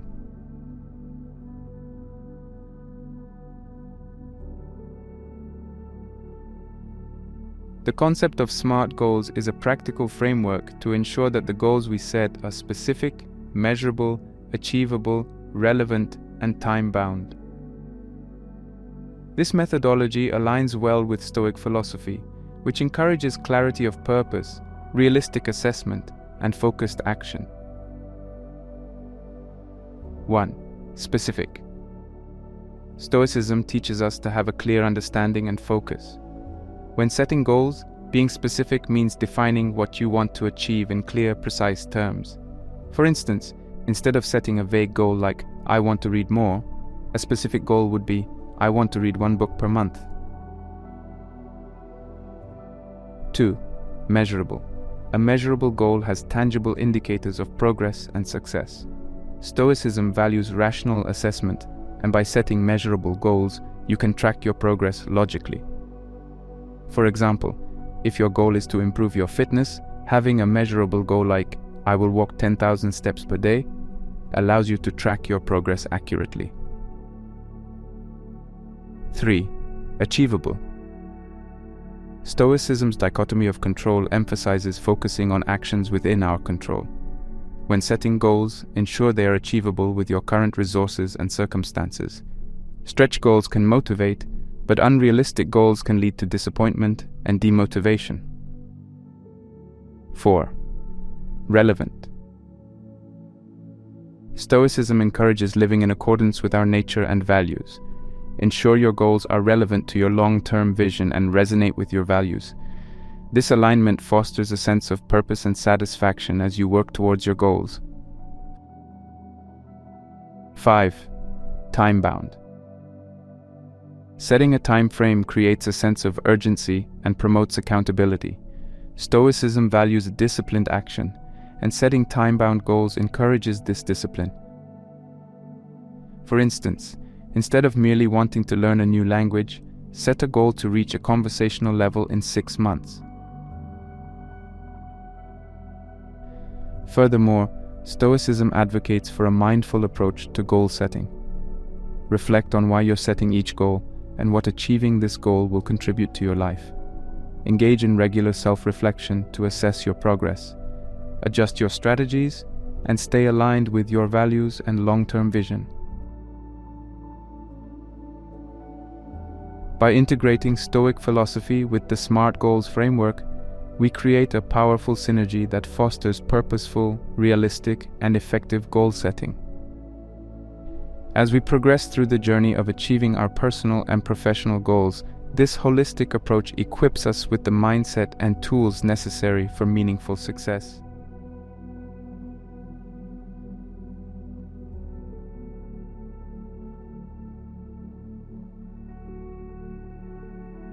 In the contemporary era, the rapid pace of life, coupled with an overwhelming influx of information and the incessant demands of daily responsibilities, pose numerous challenges to individuals.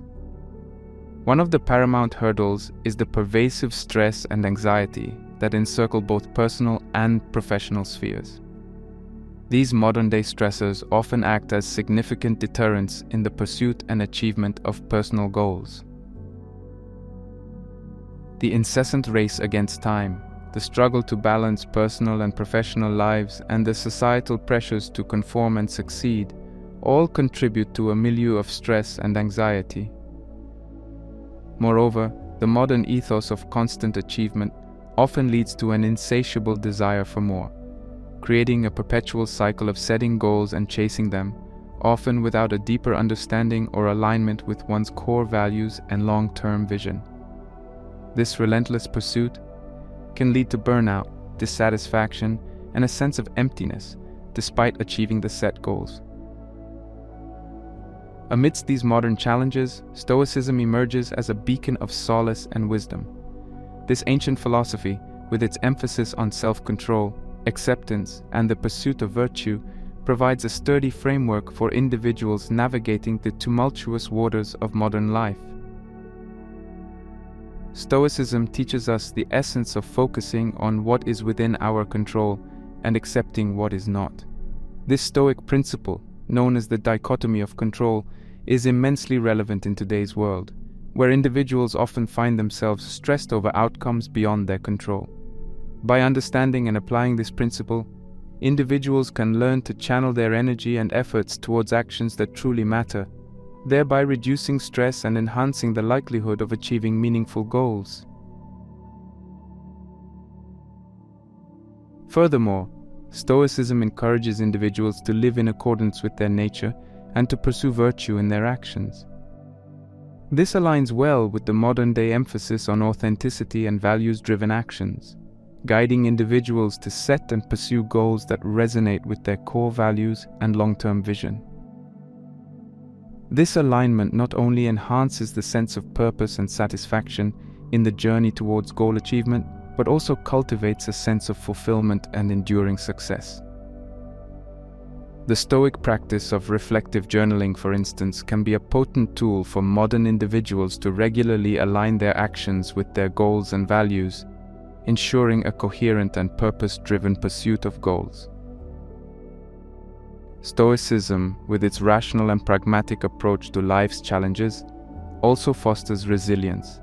In a world where change is the only constant, the Stoic teachings on embracing change and facing adversities with a calm mind and a rational approach are invaluable. It cultivates a mindset that views obstacles as opportunities for growth, thereby transforming challenges into stepping stones towards goal achievement.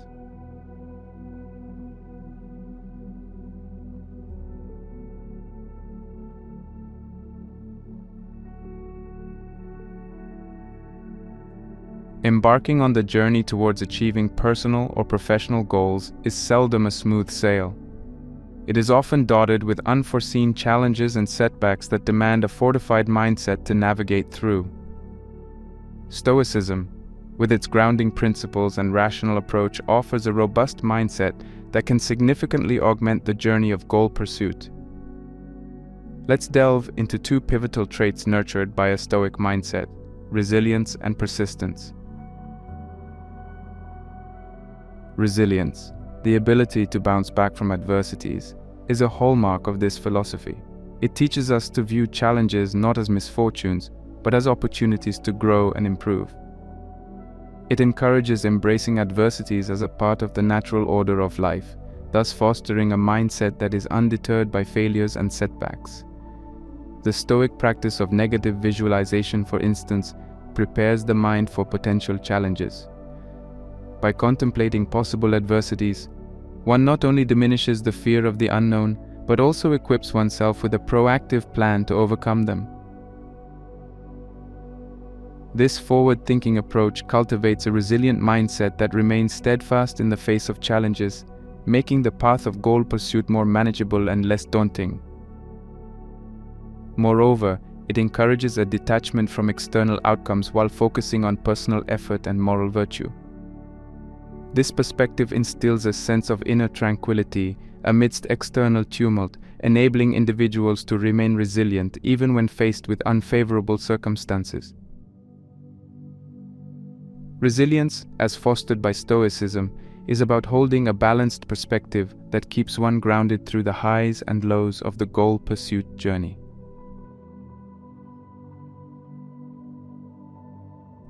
Persistence. The sustained effort to achieve one's goals despite difficulties is another virtue highly esteemed in this ancient philosophy. It propagates a disciplined and persistent approach towards goal pursuit, emphasizing the significance of staying the course irrespective of external circumstances. The Stoic principle of focusing on what is within one's control underpins the trait of persistence. By channeling efforts towards actions and attitudes within one's control and accepting the outcomes that aren't, individuals can maintain a persistent pursuit of their goals without being derailed by external circumstances. Furthermore, Stoicism encourages viewing obstacles as a natural part of the journey towards goal achievement. The Stoic adage, "The impediment to action advances action, what stands in the way becomes the way," aptly encapsulates this notion. It urges individuals to tackle obstacles head-on, transforming challenges into stepping stones towards their goals. Stoicism also advocates for a long-term perspective in goal pursuit. Instead of getting swayed by immediate setbacks or short-term failures, a Stoic mindset encourages looking at the bigger picture and staying committed to one's long-term vision. This long-term perspective nurtures a persistent attitude, propelling individuals forward in their journey towards goal achievement, irrespective of the hurdles that come along the way.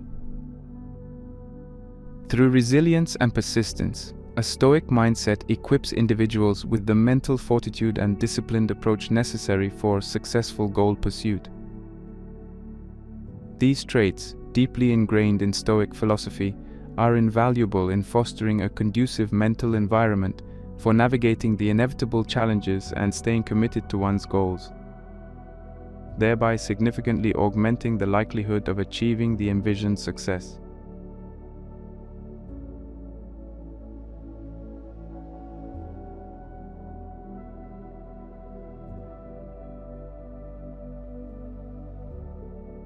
The essence of Stoicism lies in its core principles, which provide a solid foundation for setting and achieving meaningful goals.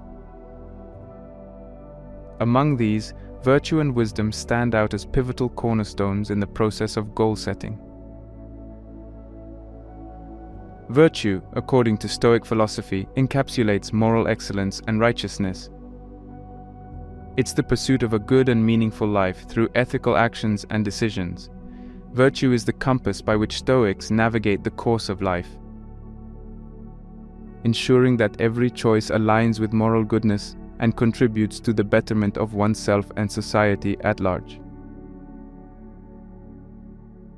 In the realm of goal setting, virtue plays a significant role in ensuring that the goals we set are not only beneficial to ourselves, but also contribute positively to the larger community. A virtuous goal is like a North Star, providing direction and clarity amidst the distractions and temptations that abound in modern life. It ensures that our aspirations are grounded in ethical values, leading to a path of meaningful and fulfilling achievements. Setting goals anchored in virtue creates a ripple effect of positive outcomes. It fosters a sense of purpose, nurtures a community of support, and cultivates a legacy of positive impact. When our goals resonate with virtuous intentions, the journey towards achieving them becomes a rewarding endeavor, enriching our lives and the lives of those we touch along the way. Furthermore, a virtue-driven approach to goal setting fosters a culture of integrity and ethical responsibility. It challenges us to rise above petty self-interests and to work towards goals that reflect higher values and broader societal benefits.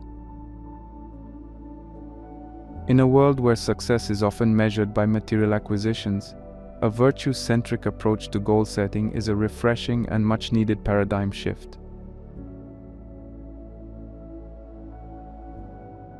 Wisdom in Stoicism extends beyond mere intellectual knowledge. It encompasses a deep understanding of life, human nature, and the principles that govern the universe. Wisdom enables Stoics to discern the transient from the permanent, the superficial from the profound, and the trivial from the meaningful. In the context of goal setting, wisdom plays a quintessential role in understanding oneself, one's desires, and the feasibility of one's aspirations. It's through wisdom that we can sift through the myriad desires that flit through our minds, identifying those that align with our core values and long-term vision. It also empowers us to set achievable goals. It cultivates a realistic understanding of our capabilities, resources, and the circumstances that surround us. This pragmatic approach to goal setting ensures that our goals are not mere fanciful dreams, but attainable milestones mapped out on the solid ground of reality. Moreover, wisdom nurtures a growth mindset. It encourages us to view challenges as opportunities for learning and improvement. This mindset is crucial for navigating the inevitable obstacles and setbacks that arise on the journey towards achieving our goals. By applying wisdom in the goal-setting process, We can create a roadmap that is not only aligned with our values, but also tailored to our unique circumstances.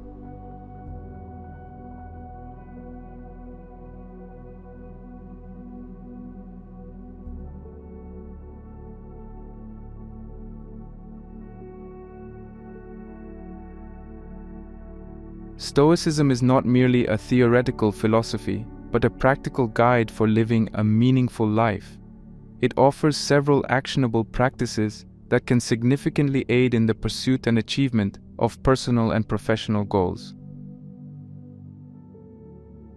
Let's explore some of its most popular practices.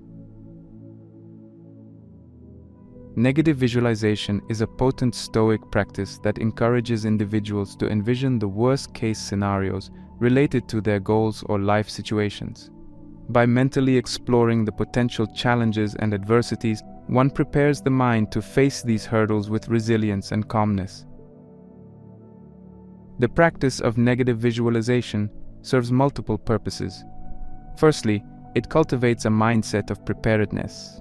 By envisioning the possible obstacles, individuals can devise proactive strategies to navigate them, thereby reducing anxiety and enhancing the confidence to face the future.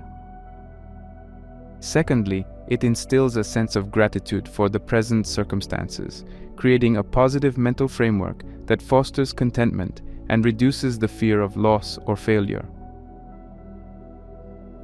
In the realm of goal achievement, negative visualization can be an invaluable tool. It can help in assessing the risks associated with the goals, preparing for potential setbacks, and developing contingency plans. This foresight, grounded in reality, fosters a proactive approach towards goal achievement, making individuals better equipped to handle challenges and keep moving forward.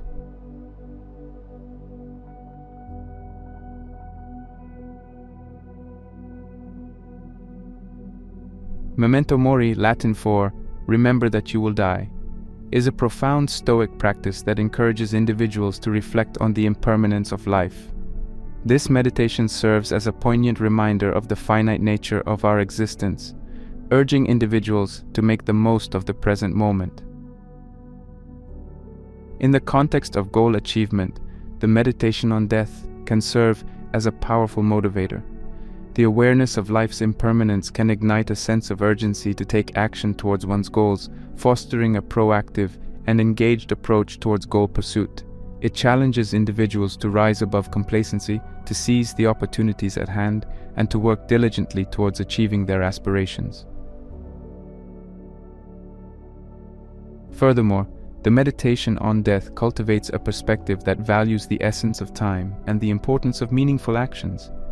It encourages individuals to focus on goals that resonate with their values and contribute positively to their lives and the lives of others, thereby fostering a purpose-driven approach towards goal achievement.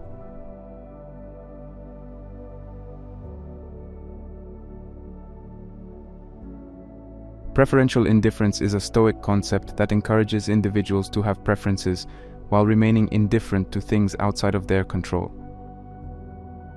It's about having a clear vision of the desired outcomes, yet not being attached to these outcomes to the point of distress. In the journey of goal achievement, preferential indifference can significantly aid in maintaining a balanced and resilient mindset. By having preferences, individuals can set clear and defined goals, while the practice of indifference towards external outcomes helps in reducing anxiety and frustrations associated with unforeseen circumstances. This balanced approach allows individuals to stay committed to their goals while maintaining a sense of inner peace and acceptance towards the natural course of events. It cultivates a disciplined focus on the actions within one's control, fostering a conducive environment for diligent effort and progress towards goal achievement.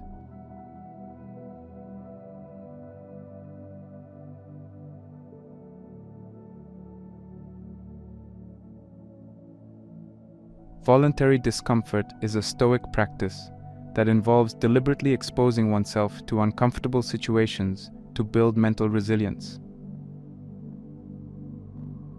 By facing discomfort head-on, individuals can train their minds to remain undeterred by external conditions thereby focusing on what truly matters in the pursuit of their goals.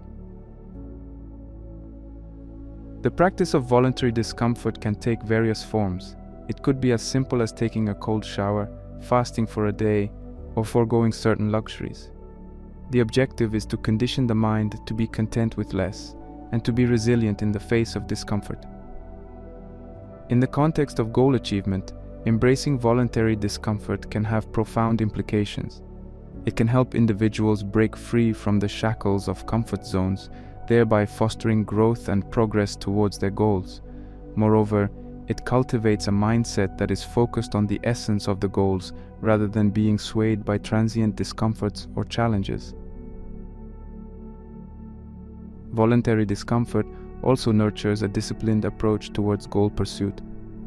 By regularly engaging in this practice, individuals can develop a robust mental framework that values progress over comfort, thereby significantly enhancing the likelihood of achieving their goals.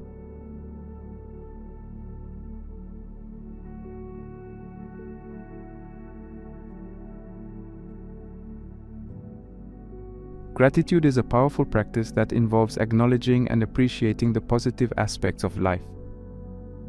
While not exclusively Stoic, practicing gratitude aligns well with Stoic principles of focusing on what is good and within one's control. A daily gratitude practice can significantly enhance one's outlook towards life, fostering a positive and content mindset. By appreciating the existing blessings, individuals can cultivate a sense of abundance and satisfaction, which can be incredibly motivating in the pursuit of their goals.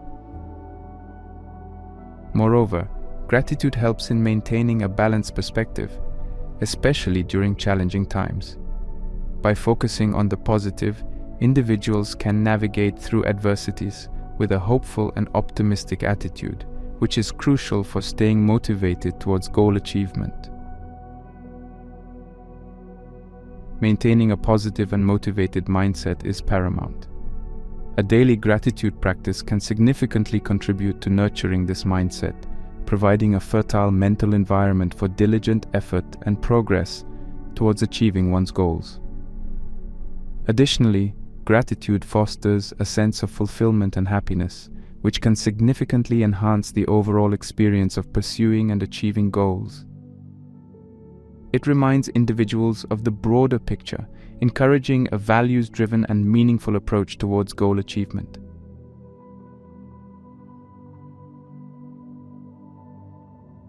These practical Stoic practices offer a pragmatic approach towards navigating the challenges associated with goal achievement. By incorporating them in their daily lives, individuals can significantly enhance their mental fortitude, clarity, and proactive engagement in the pursuit of their personal and professional goals. Through these practices, Stoicism provides a robust framework for a meaningful, resilient, and successful journey towards goal achievement.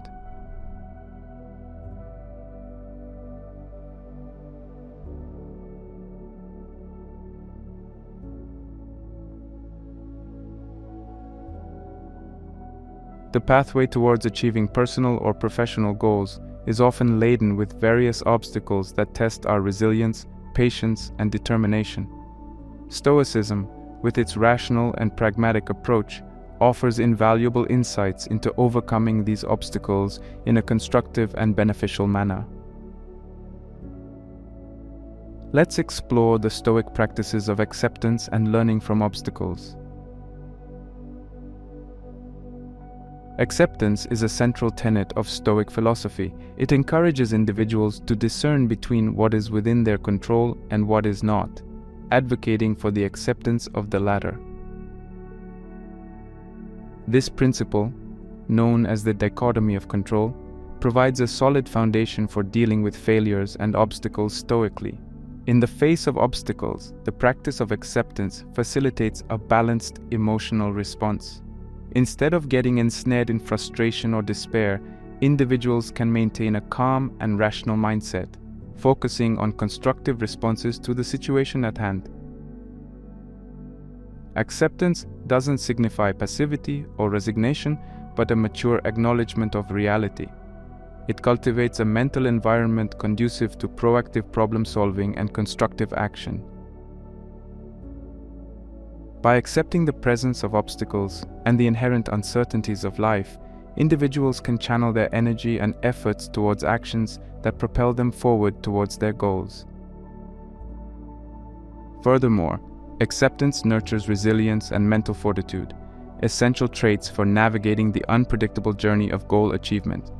It fosters a stable mental foundation that remains unshaken by external adversities, thereby significantly enhancing the likelihood of overcoming obstacles and progressing towards goal achievement.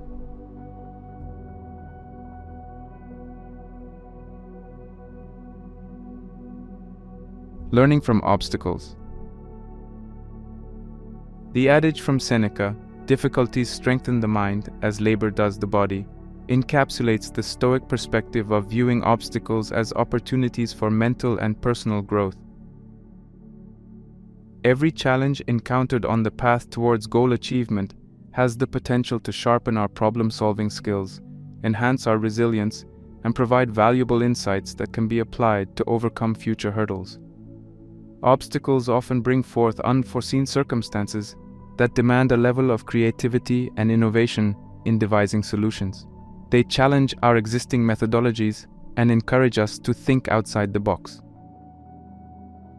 This process of creative problem-solving not only aids in overcoming the immediate obstacle, but also enriches our repertoire of skills and experiences, preparing us for future challenges. Furthermore, obstacles provide a reality check, helping us to assess our progress, reevaluate our strategies, and realign our actions with our goals. They serve as feedback mechanisms, highlighting the areas that require improvement or adjustment. This feedback is invaluable for continuous growth and progress towards goal achievement. The process of overcoming obstacles also nurtures a sense of self-efficacy and confidence. With every hurdle surmounted, individuals gain a stronger belief in their capabilities to tackle challenges and achieve their goals. This increased self-efficacy propels individuals forward, fostering a positive momentum towards goal achievement. Lastly, obstacles teach patience, perseverance, and resilience, virtues that are essential for long-term success. They remind us that the path towards meaningful goals is often a marathon, not a sprint, requiring a sustained effort and a resilient mindset to reach the finish line.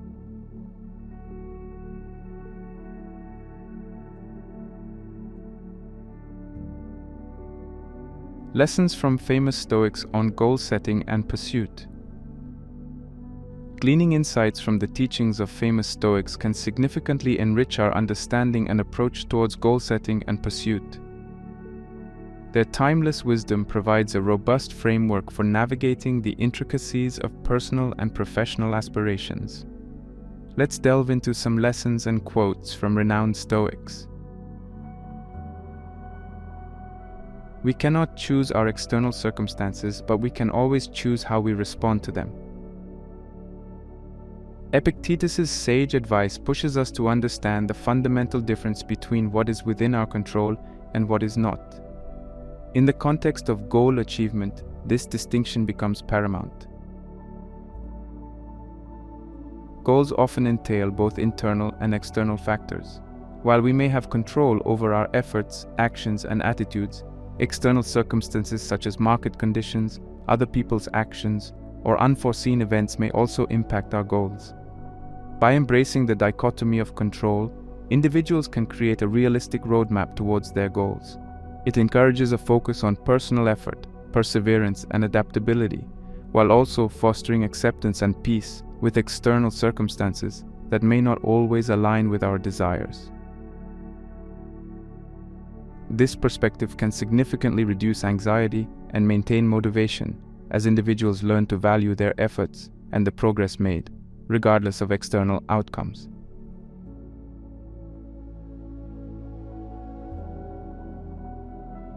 The pursuit of virtue. Waste no more time arguing about what a good man should be one. Marcus Aurelius's exhortation to embody virtue reflects the core of Stoic philosophy. Virtue is about aligning actions with moral and ethical principles, and it forms the backbone of meaningful goal setting and pursuit. It urges individuals to rise above petty desires or superficial ambitions, focusing instead on goals that contribute positively to personal growth and the broader community.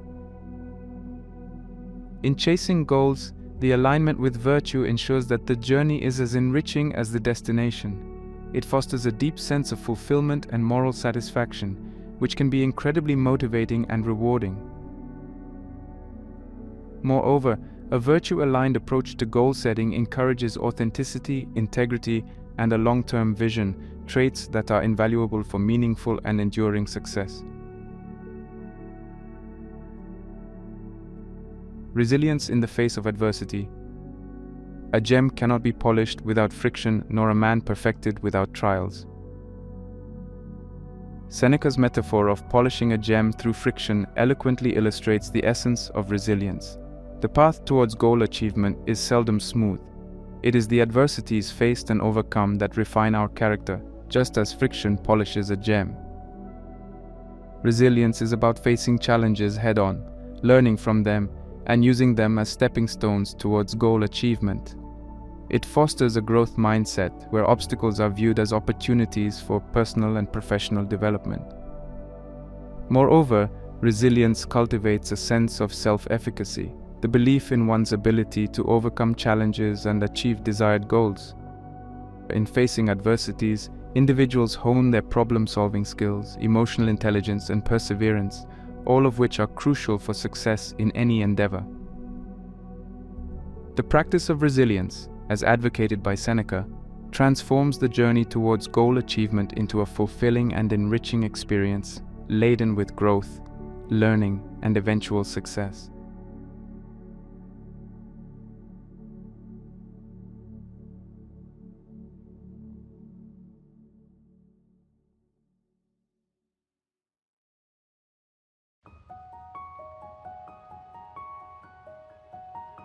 In traversing the enlightening realms of Stoicism, we've unearthed a treasure trove of wisdom that holds the promise of significantly enhancing our goal-setting and pursuit endeavors.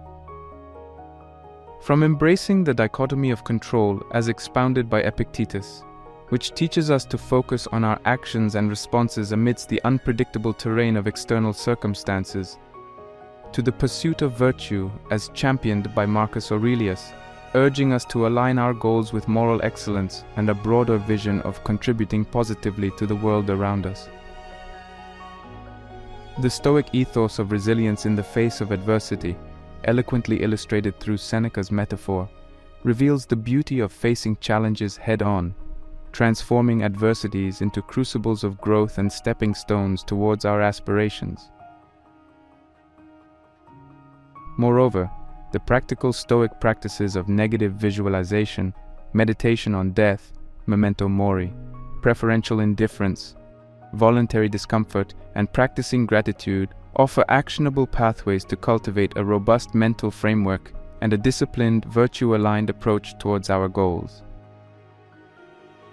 These practices beckon us to delve deeper into understanding the nuances of our desires, the impermanence of life, and the essence of cherishing what we have while ardently pursuing what we aspire to achieve.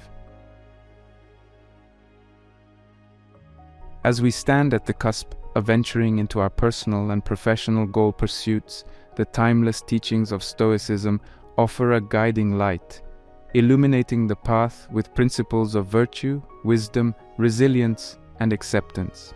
These Stoic precepts invite us to transcend the superficial layers of success, urging us to seek a deeper, more meaningful engagement with our goals, intertwined with moral excellence and a steadfast resolve to contribute positively to the human experience. I encourage each one of you to integrate these Stoic principles into your goal-setting and pursuit processes.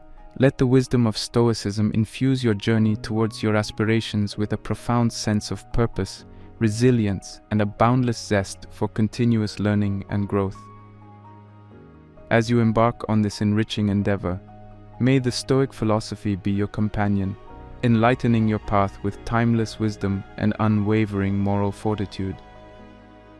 By embodying Stoic principles, not only do we augment our chances of achieving our goals, but we also enrich the very essence of the journey, making it a fulfilling, enlightening, and transformative experience.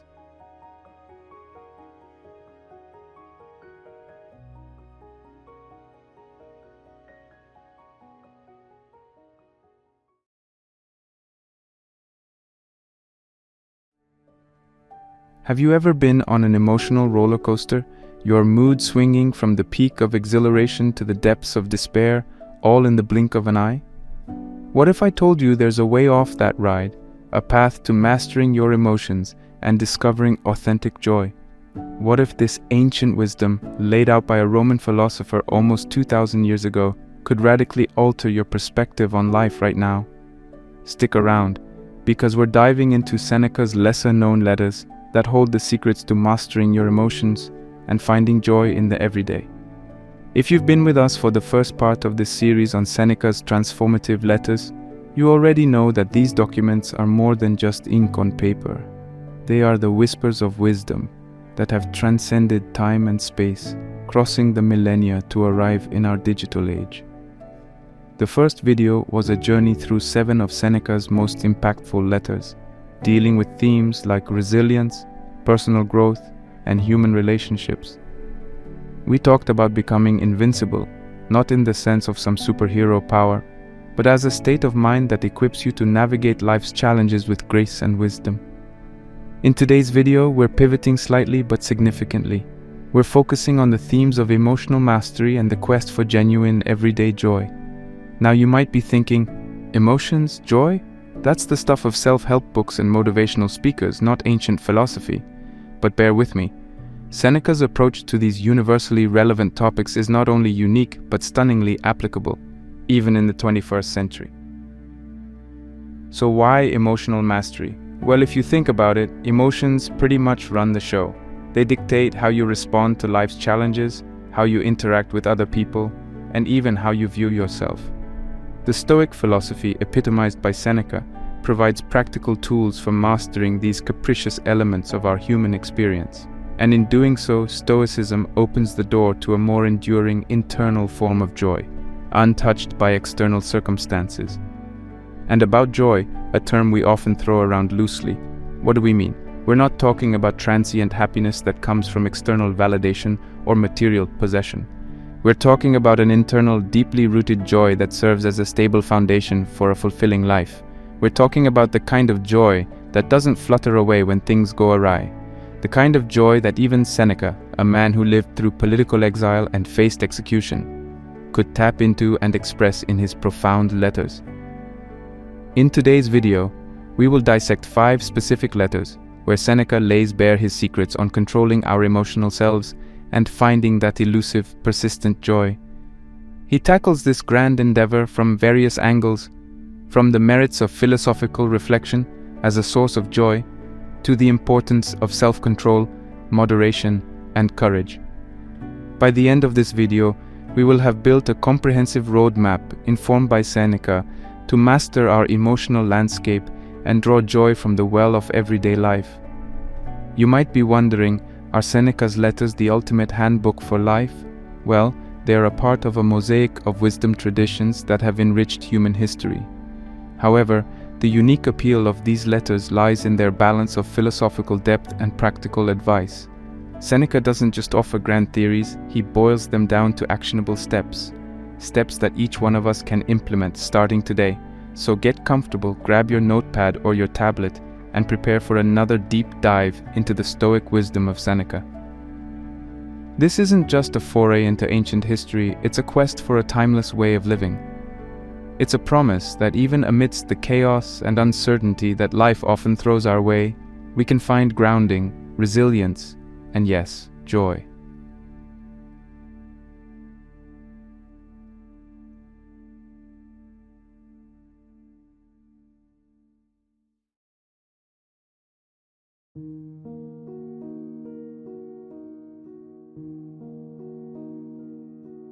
Letter 8, on the philosopher's seclusion.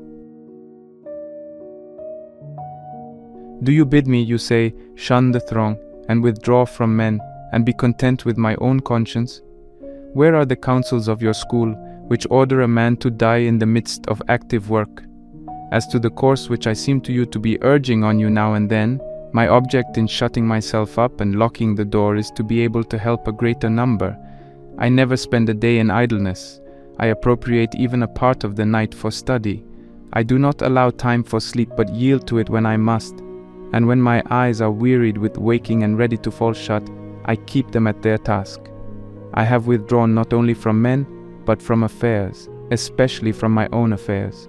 I am working for later generations, writing down some ideas that may be of assistance to them. There are certain wholesome counsels, which may be compared to prescriptions of useful drugs. These I am putting into writing, for I have found them helpful in ministering to my own sores, which, if not wholly cured, have at any rate ceased to spread. I point other men to the right path, which I have found late in life when wearied with wandering. I cry out to them, avoid whatever pleases the throng, avoid the gifts of chance. Halt before every good which chance brings to you, in a spirit of doubt and fear, for it is the dumb animals and fish that are deceived by tempting hopes. Do you call these things the gifts of fortune? They are snares, and any man among you who wishes to live a life of safety will avoid, to the utmost of his power, these limed twigs of her favor, by which we mortals, most wretched in this respect also, are deceived, for we think that we hold them in our grasp, but they hold us in theirs. Such a career leads us into precipitous ways, and life on such heights ends in a fall. Moreover, we cannot even stand up against prosperity when she begins to drive us to leeward, nor can we go down either, with the ship at least on her course, or once for all. Fortune does not capsize us, she plunges our bows under and dashes us on the rocks. Hold fast then to this sound and wholesome rule of life, that you indulge the body only so far as is needful for good health. The body should be treated more rigorously, that it may not be disobedient to the mind. Eat merely to relieve your hunger. Drink merely to quench your thirst. Dress merely to keep out the cold. House yourself merely as a protection against personal discomfort. It matters little whether the house be built of turf or of variously colored imported marble. Understand that a man is sheltered just as well by a thatch as by a roof of gold. Despise everything that useless toil creates as an ornament and an object of beauty, and reflect that nothing except the soul is worthy of wonder, for to the soul, if it be great, naught is great. When I commune in such terms with myself and with future generations, do you not think that I am doing more good than when I appear as counsel in court, or stamp my seal upon a will, or lend my assistance in the Senate by word or action to a candidate? Believe me, those who seem to be busied with nothing are busied with the greater tasks. They are dealing at the same time with things mortal and things immortal. But I must stop and pay my customary contribution to balance this letter. The payment shall not be made from my own property, for I am still conning Epicurus. I read today in his works the following sentence: if you would enjoy real freedom, you must be the slave of philosophy. The man who submits and surrenders himself to her is not kept waiting. He is emancipated on the spot. For the very service of philosophy is freedom. It is likely that you will ask me why I quote so many of Epicurus's noble words, instead of words taken from our own school. But is there any reason why you should regard them as sayings of Epicurus and not common property? How many poets give forth ideas that have been uttered or may be uttered by philosophers? I need not touch upon the tragedians and our writers of national drama, for these last are also somewhat serious and stand halfway between comedy and tragedy. What a quantity of sagacious verses lie buried in the mime! How many of Publilius's lines are worthy of being spoken by buskin-clad actors, as well as by wearers of the slipper? I shall quote one verse of his which concerns philosophy, and particularly that phase of it which we were discussing a moment ago, wherein he says that the gifts of chance are not to be regarded as part of our possessions. Still alien is whatever you have gained by coveting. I recall that you yourself expressed this idea much more happily and concisely. What chance has made yours is not really yours. And the third, spoken by you still more happily, shall not be omitted. The good that could be given can be removed. I shall not charge this up to the expense account, because I have given it to you from your own stock.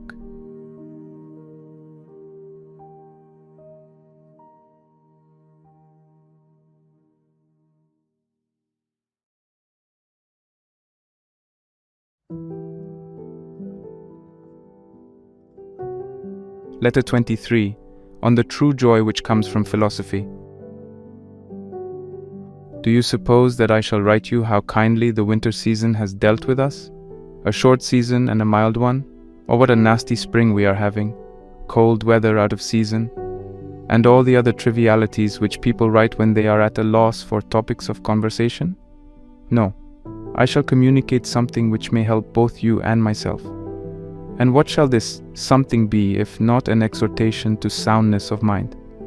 Do you ask what is the foundation of a sound mind? It is not to find joy in useless things. I said that it was the foundation. It is really the pinnacle. We have reached the heights if we know what it is that we find joy in, and if we have not placed our happiness in the control of externals.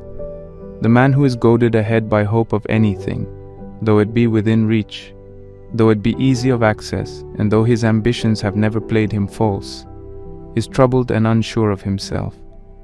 Above all, my dear Lucilius, make this your business. Learn how to feel joy. Do you think that I am now robbing you of many pleasures when I try to do away with the gifts of chance, when I counsel the avoidance of hope, the sweetest thing that gladdens our hearts? Quite the contrary. I do not wish you ever to be deprived of gladness. I would have it born in your house, and it is born there if only it be inside of you. Other objects of cheer do not fill a man's bosom, they merely smooth his brow and are inconstant, unless perhaps you believe that he who laughs has joy. The very soul must be happy and confident, lifted above every circumstance. Real joy, believe me, is a stern matter. Can one, do you think, despise death with a carefree countenance, or with a blithe and gay expression, as our young dandies are accustomed to say? Or can one thus open his door to poverty, or hold the curb on his pleasures, or contemplate the endurance of pain? He who ponders these things in his heart is indeed full of joy, but it is not a cheerful joy. It is just this joy, however, of which I would have you become the owner, for it will never fail you when once you have found its source. The yield of poor minds is on the surface. Those are really rich whose veins lurk deep, and they will make more bountiful returns to him who delves unceasingly. So too those baubles which delight the common crowd afford but a thin pleasure, laid on as a coating, and even joy that is only plated lacks a real basis. But the joy of which I speak, that to which I am endeavoring to lead you, is something solid, disclosing itself the more fully as you penetrate into it. Therefore, I pray you, my dearest Lucilius, do the one thing that can render you really happy. Cast aside and trample underfoot all the things that glitter outwardly and are held out to you by another, or as obtainable from another. Look toward the true good and rejoice only in that which comes from your own store. And what do I mean by from your own store? I mean from your very self, that which is the best part of you. The frail body also, even though we can accomplish nothing without it, is to be regarded as necessary rather than as important. It involves us in vain pleasures, short-lived and soon to be regretted, which, unless they are reined in by extreme self-control, will be transformed into the opposite. This is what I mean. Pleasure, unless it has been kept within bounds, tends to rush headlong into the abyss of sorrow. But it is hard to keep within bounds in that which you believe to be good. The real good may be coveted with safety. Do you ask me what this real good is and whence it derives? I will tell you. It comes from a good conscience, from honorable purposes, from right actions, from contempt of the gifts of chance, from an even and calm way of living which treads but one path. For men who leap from one purpose to another, or do not even leap but are carried over by a sort of hazard, how can such wavering and unstable persons possess any good that is fixed and lasting? There are only a few who control themselves and their affairs by a guiding purpose. The rest do not proceed. They are merely swept along like objects afloat in a river. And of these objects, some are held back by sluggish waters and are transported gently. Others are torn along by a more violent current. Some, which are nearest the bank, are left there as the current slackens, and others are carried out to sea by the onrush of the stream.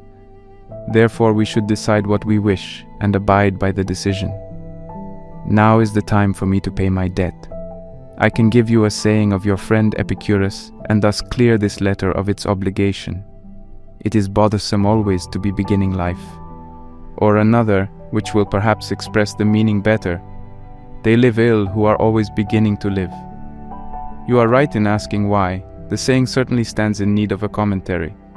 It is because the life of such persons is always incomplete. But a man cannot stand prepared for the approach of death if he has just begun to live. We must make it our aim already to have lived long enough. No one deems that he has done so if he is just on the point of planning his life. You need not think that there are few of this kind. Practically everyone is of such a stamp. Some men indeed only begin to live when it is time for them to leave off living. And if this seems surprising to you, I shall add that which will surprise you still more. Some men have left off living before they have begun.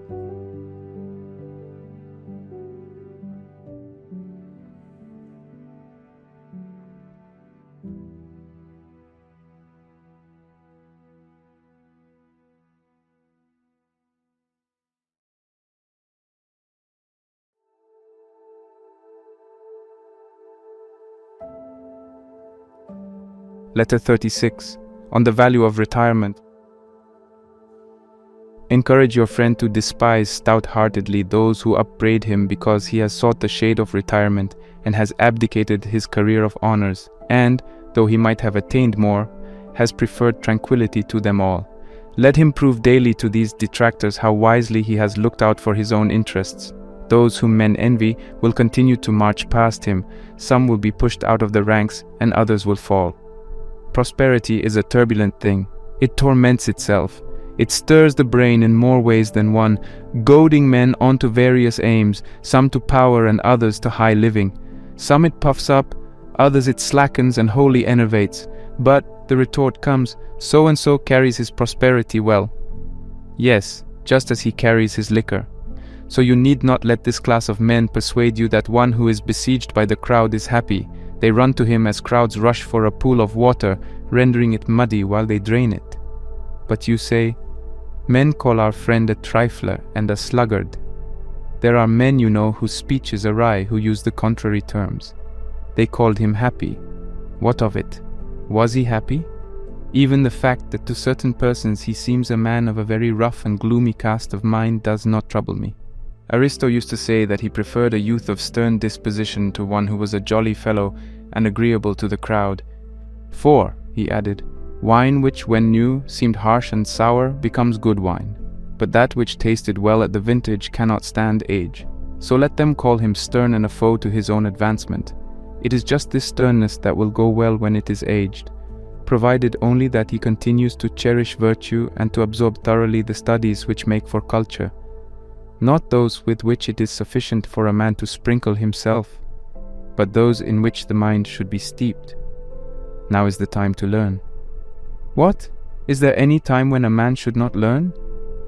By no means, but just as it is creditable for every age to study, so it is not creditable for every age to be instructed. An old man learning his ABC is a disgraceful and absurd object. The young man must store up, the old man must use. You will therefore be doing a thing most helpful to yourself if you make this friend of yours as good a man as possible. Those kindnesses, they tell us, are to be both sought for and bestowed, which benefit the giver no less than the receiver, and they are unquestionably the best kind. Finally, he has no longer any freedom in the matter.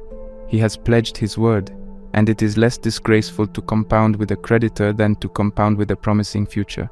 To pay his debt of money, the businessman must have a prosperous voyage, the farmer must have fruitful fields and kindly weather, but the debt which your friend owes can be completely paid by mere goodwill. Fortune has no jurisdiction over character. Let him so regulate his character that in perfect peace he may bring to perfection that spirit within him, which feels neither loss nor gain, but remains in the same attitude, no matter how things fall out. A spirit like this, if it is heaped with worldly goods, rises superior to its wealth. If, on the other hand, chance has stripped him of a part of his wealth, or even all, it is not impaired. If your friend had been born in Parthia, he would have begun, when a child, to bend the bow. If in Germany, he would forthwith have been brandishing his slender spear. If he had been born in the days of our forefathers, he would have learned to ride a horse and smite his enemy hand to hand. These are the occupations which the system of each race recommends to the individual, yes, prescribes for him. To what then shall this friend of yours devote his attention? I say, let him learn that which is helpful against all weapons, against every kind of foe, contempt of death, because no one doubts that death has in it something that inspires terror, so that it shocks even our souls, which nature has so molded that they love their own existence. For otherwise, there would be no need to prepare ourselves, and to whet our courage, to face that towards which we should move with a sort of voluntary instinct, precisely as all men tend to preserve their existence. No man learns a thing in order that, if necessity arises, he may lie down with composure upon a bed of roses. But he steels his courage to this end, that he may not surrender his plighted faith to torture, and that, if need be, he may someday stay out his watch in the trenches, even though wounded, without even leaning on his spear, because sleep is likely to creep over men who support themselves by any prop whatsoever. In death there is nothing harmful, for there must exist something to which it is harmful. And yet, if you are possessed by so great a craving for a longer life, reflect that none of the objects which vanish from our gaze and are reabsorbed into the world of things from which they have come forth and are soon to come forth again is annihilated. They merely end their course and do not perish. And death, which we fear and shrink from, merely interrupts life but does not steal it away. The time will return when we shall be restored to the light of day. And many men would object to this were they not brought back in forgetfulness of the past. But I mean to show you later with more care that everything which seems to perish merely changes. Since you are destined to return, you ought to depart with a tranquil mind. Mark how the round of the universe repeats its course. You will see that no star in our firmament is extinguished, but that they all set and rise in alternation. Summer has gone, but another year will bring it again. Winter lies low, but will be restored by its own proper months. Night has overwhelmed the sun, but day will soon rout the night again. The wandering stars retrace their former courses. A part of the sky is rising unceasingly, and a part is sinking. One word more, and then I shall stop. Infants and boys and those who have gone mad have no fear of death, and it is most shameful if reason cannot afford us that peace of mind to which they have been brought by their folly.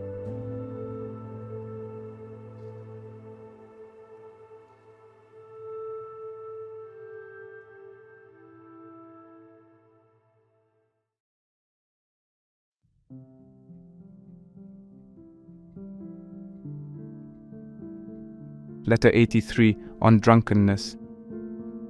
You bid me give you an account of each separate day, and of the whole day too, so you must have a good opinion of me if you think that in these days of mine there is nothing to hide.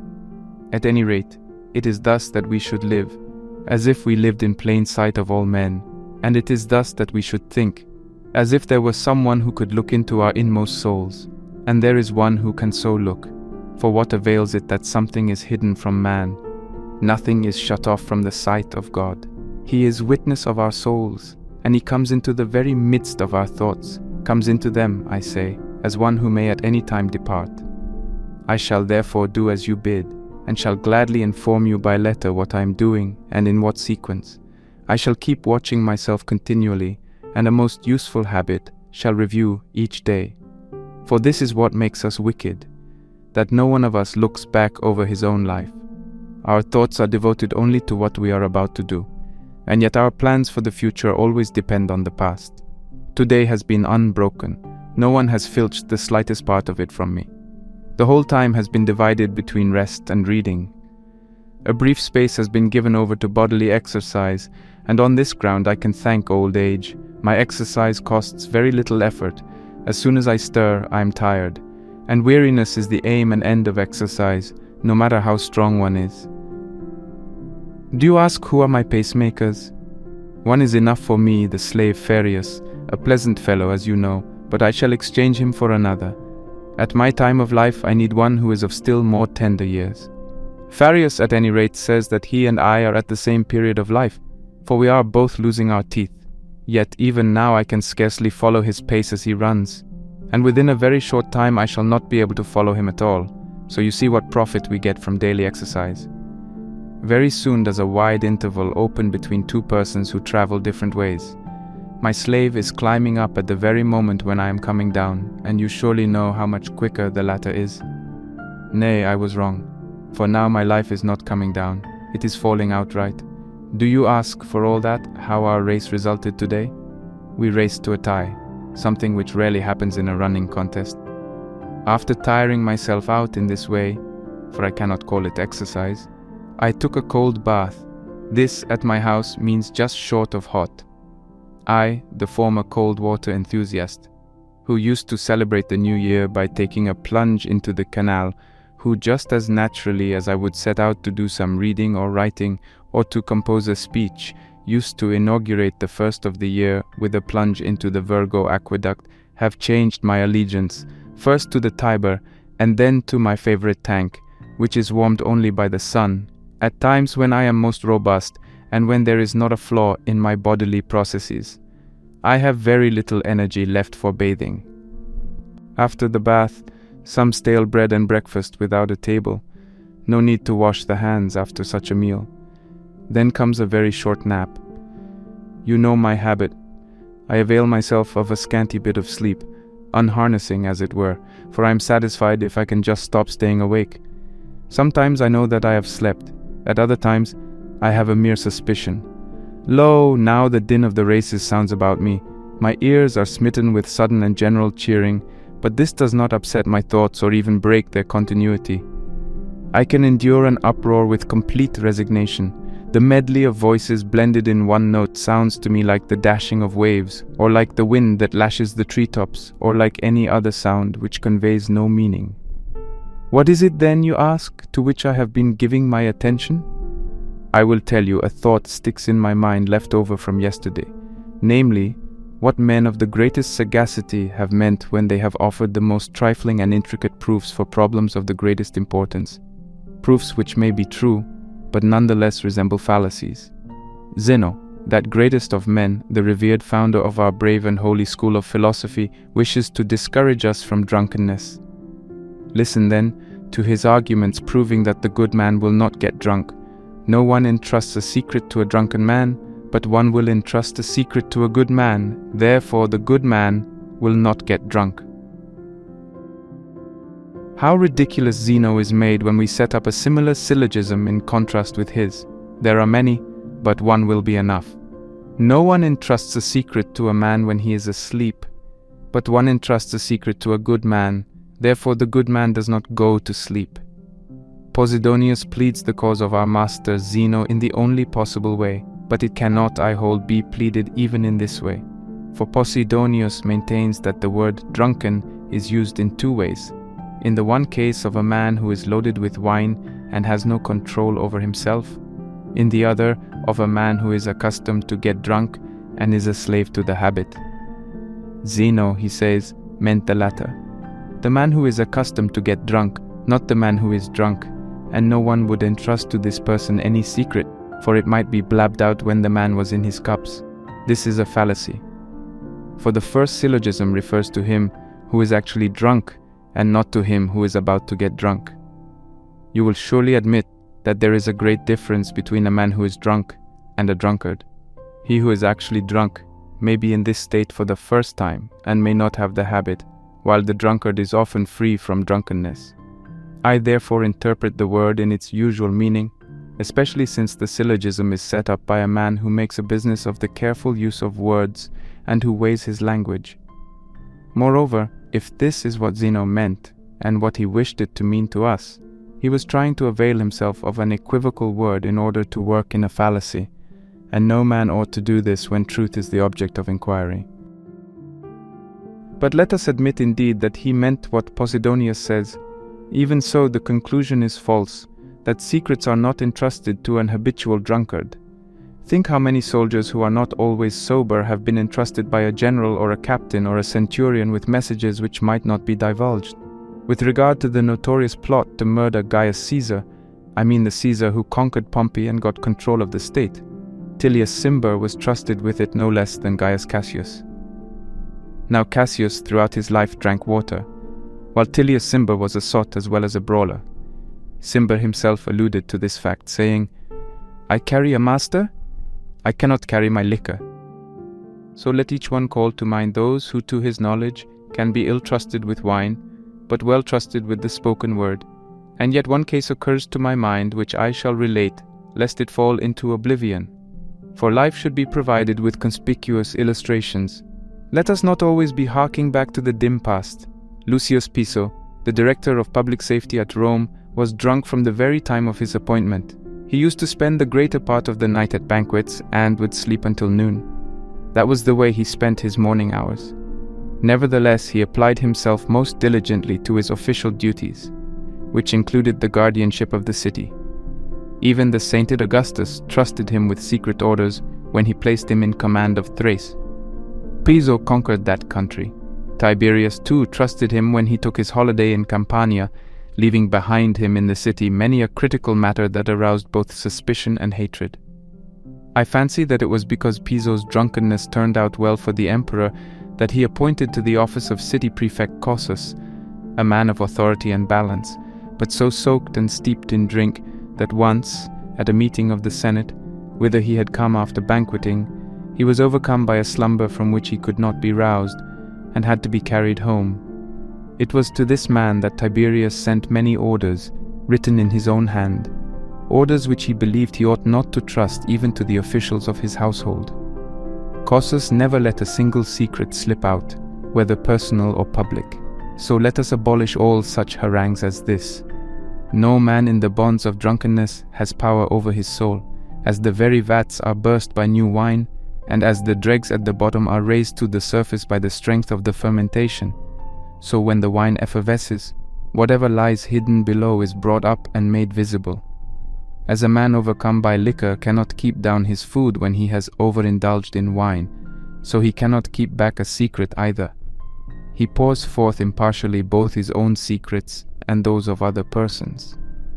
This, of course, is what commonly happens, but so does this, that we take counsel on serious subjects with those whom we know to be in the habit of drinking freely. Therefore this proposition, which is laid down in the guise of a defense of Zeno's syllogism, is false, that secrets are not entrusted to the habitual drunkard.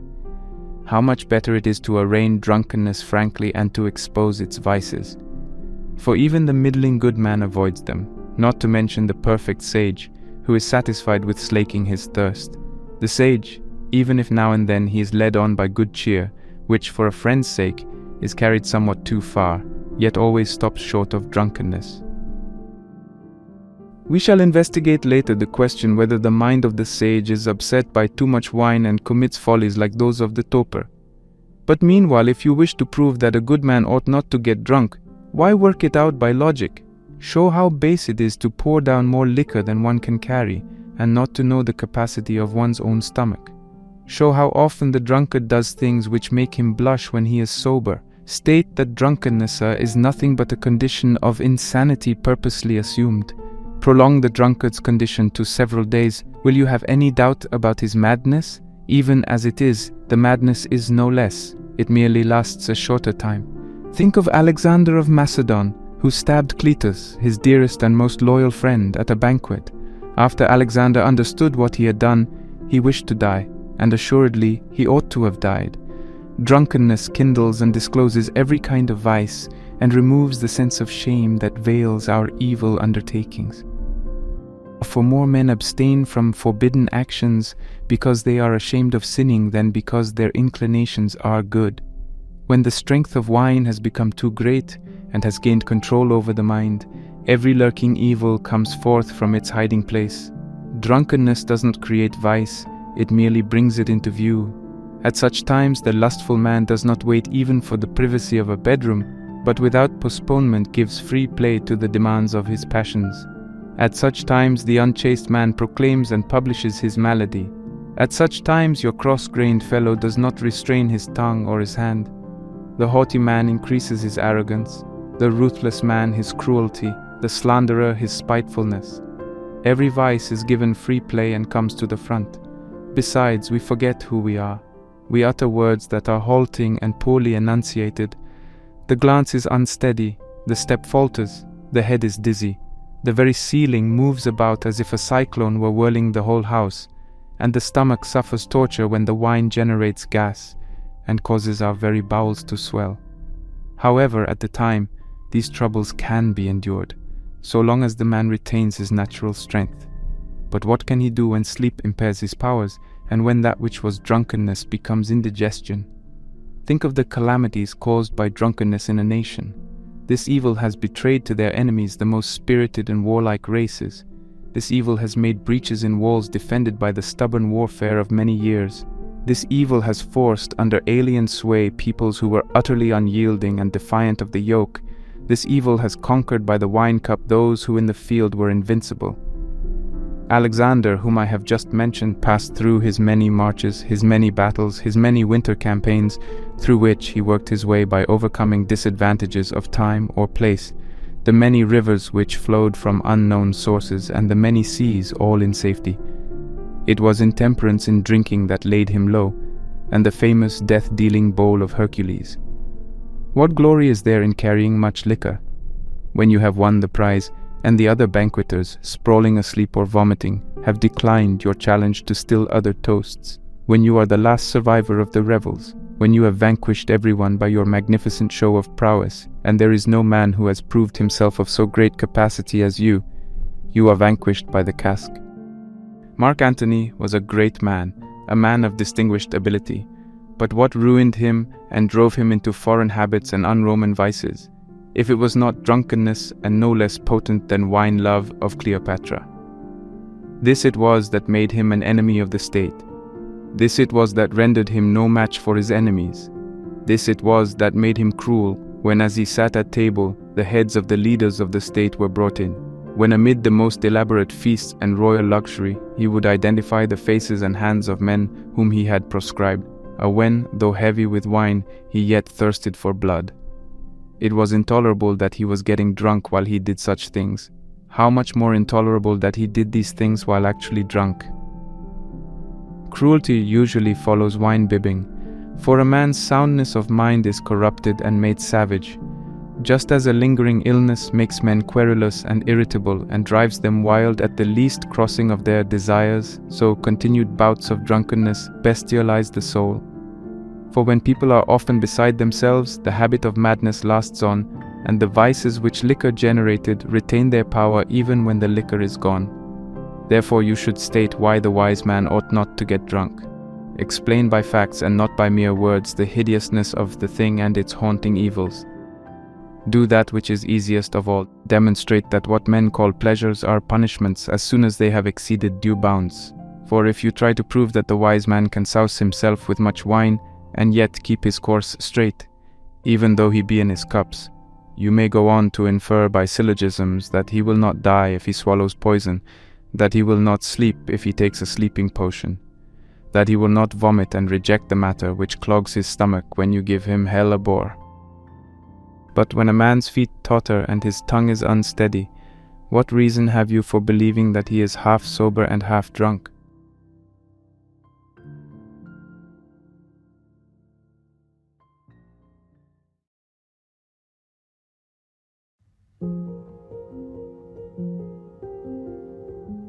Letter 92, on the happy life. You and I will agree, I think, that outward things are sought for the satisfaction of the body, that the body is cherished out of regard for the soul, and that in the soul there are certain parts which minister to us, enabling us to move and to sustain life, bestowed upon us just for the sake of the primary part of us.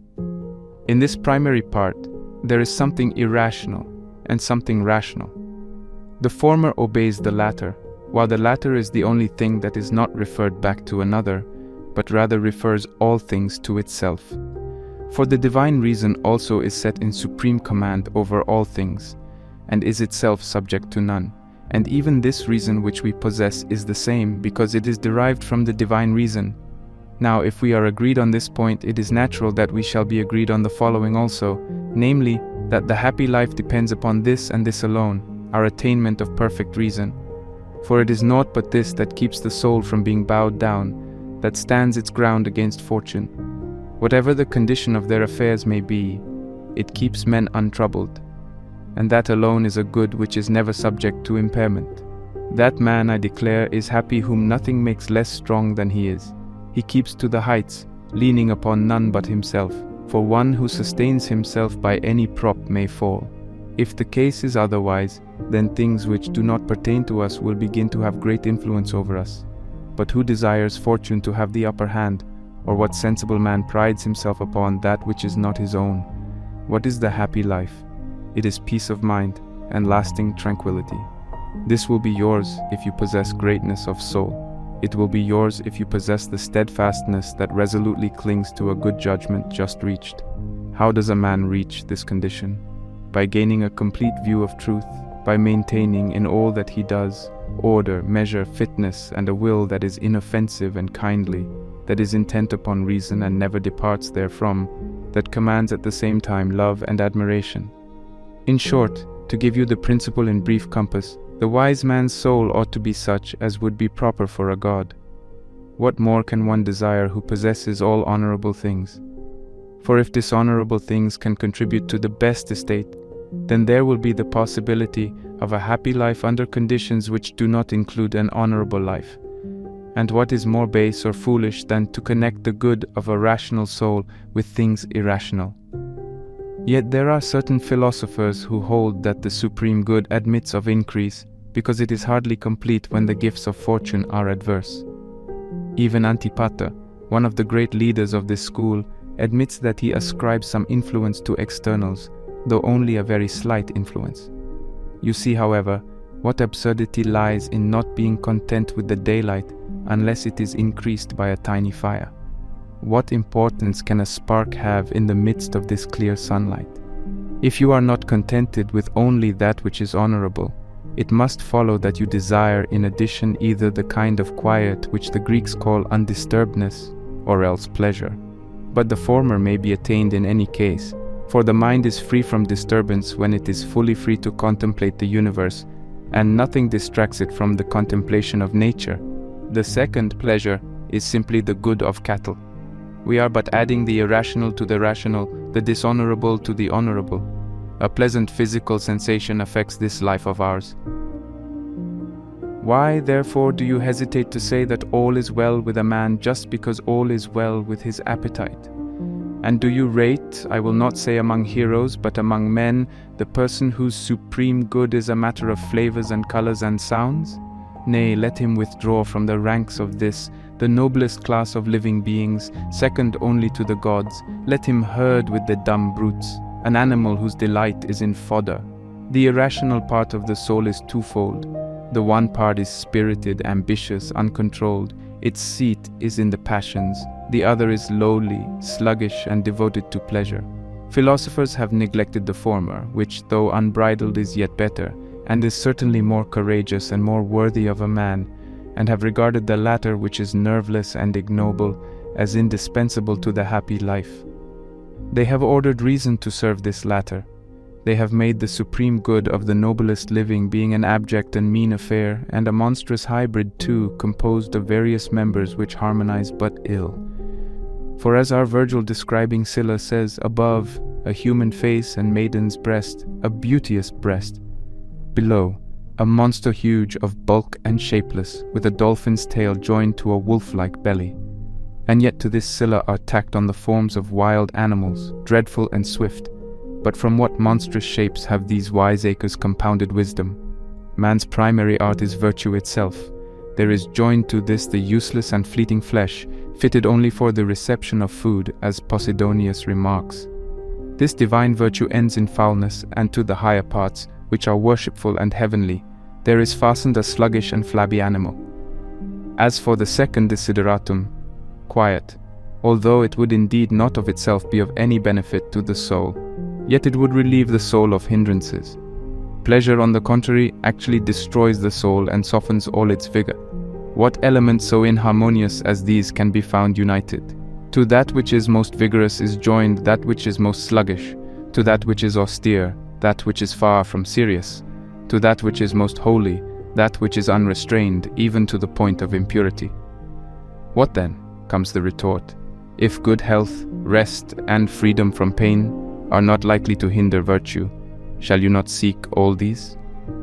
Of course I shall seek them, but not because they are goods. I shall seek them because they are according to nature, and because they will be acquired through the exercise of good judgment on my part. What then will be good in them? This alone, that it is a good thing to choose them. For when I don suitable attire, or walk as I should, or dine as I ought to dine, it is not my dinner, or my walk, or my dress that are goods, but the deliberate choice which I show in regard to them, as I observe, in each thing I do, a mean that conforms with reason.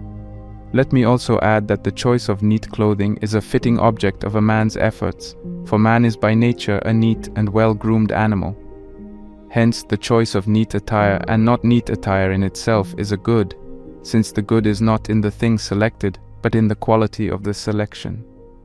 Our actions are honorable, but not the actual things which we do. And you may assume that what I have said about dress applies also to the body. For nature has surrounded our soul with the body as with a sort of garment. The body is its cloak. But who has ever reckoned the value of clothes by the wardrobe which contained them? The scabbard does not make the sword good or bad. Therefore, with regard to the body, I shall return the same answer to you, that if I have the choice, I shall choose health and strength, but that the good involved will be my judgment regarding these things, and not the things themselves. Another retort is, granted that the wise man is happy, nevertheless he does not attain the supreme good which we have defined, unless the means also which nature provides for its attainment are at his call. So, while one who possesses virtue cannot be unhappy, yet one cannot be perfectly happy if one lacks such natural gifts as health or soundness of limb. But in saying this, you grant the alternative which seems the more difficult to believe, that the man who is in the midst of unremitting and extreme pain is not wretched, nay, is even happy. And you deny that which is much less serious, that he is completely happy. And yet, if virtue can keep a man from being wretched, it will be an easier task for it to render him completely happy. For the difference between happiness and complete happiness is less than that between wretchedness and happiness. Can it be possible that a thing which is so powerful as to snatch a man from disaster and place him among the happy cannot also accomplish what remains and render him supremely happy? Does its strength fail at the very top of the climb? There are in life things which are advantageous and disadvantageous, both beyond our control. If a good man, in spite of being weighed down by all kinds of disadvantages, is not wretched, how is he not supremely happy, no matter if he does lack certain advantages? For as he is not weighted down to wretchedness by his burden of disadvantages, so he is not withdrawn from supreme happiness through lack of any advantages. Nay, he is just as supremely happy without the advantages as he is free from wretchedness, though under the load of his disadvantages. Otherwise, if his good can be impaired, it can be snatched from him altogether.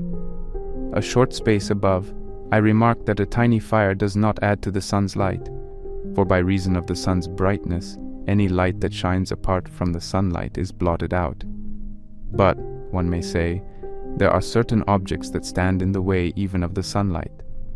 The sun, however, is unimpaired even in the midst of obstacles, and though an object may intervene and cut off our view thereof, the sun sticks to his work and goes on his course.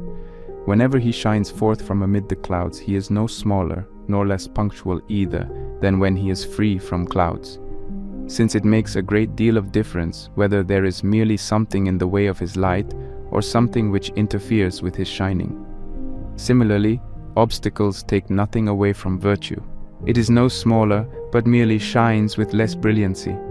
In our eyes it may perhaps be less visible and less luminous than before, but as regards itself, it is the same, and like the sun when he is eclipsed, is still, though in secret, putting forth its strength.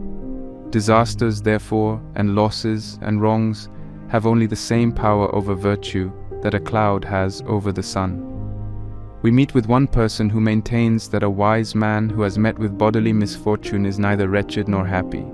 But he also is in error, for he is putting the results of chance upon a parity with the virtues, and is attributing only the same influence to things that are honorable as to things that are devoid of honor. But what is more detestable and more unworthy than to put contemptible things in the same class with things worthy of reverence?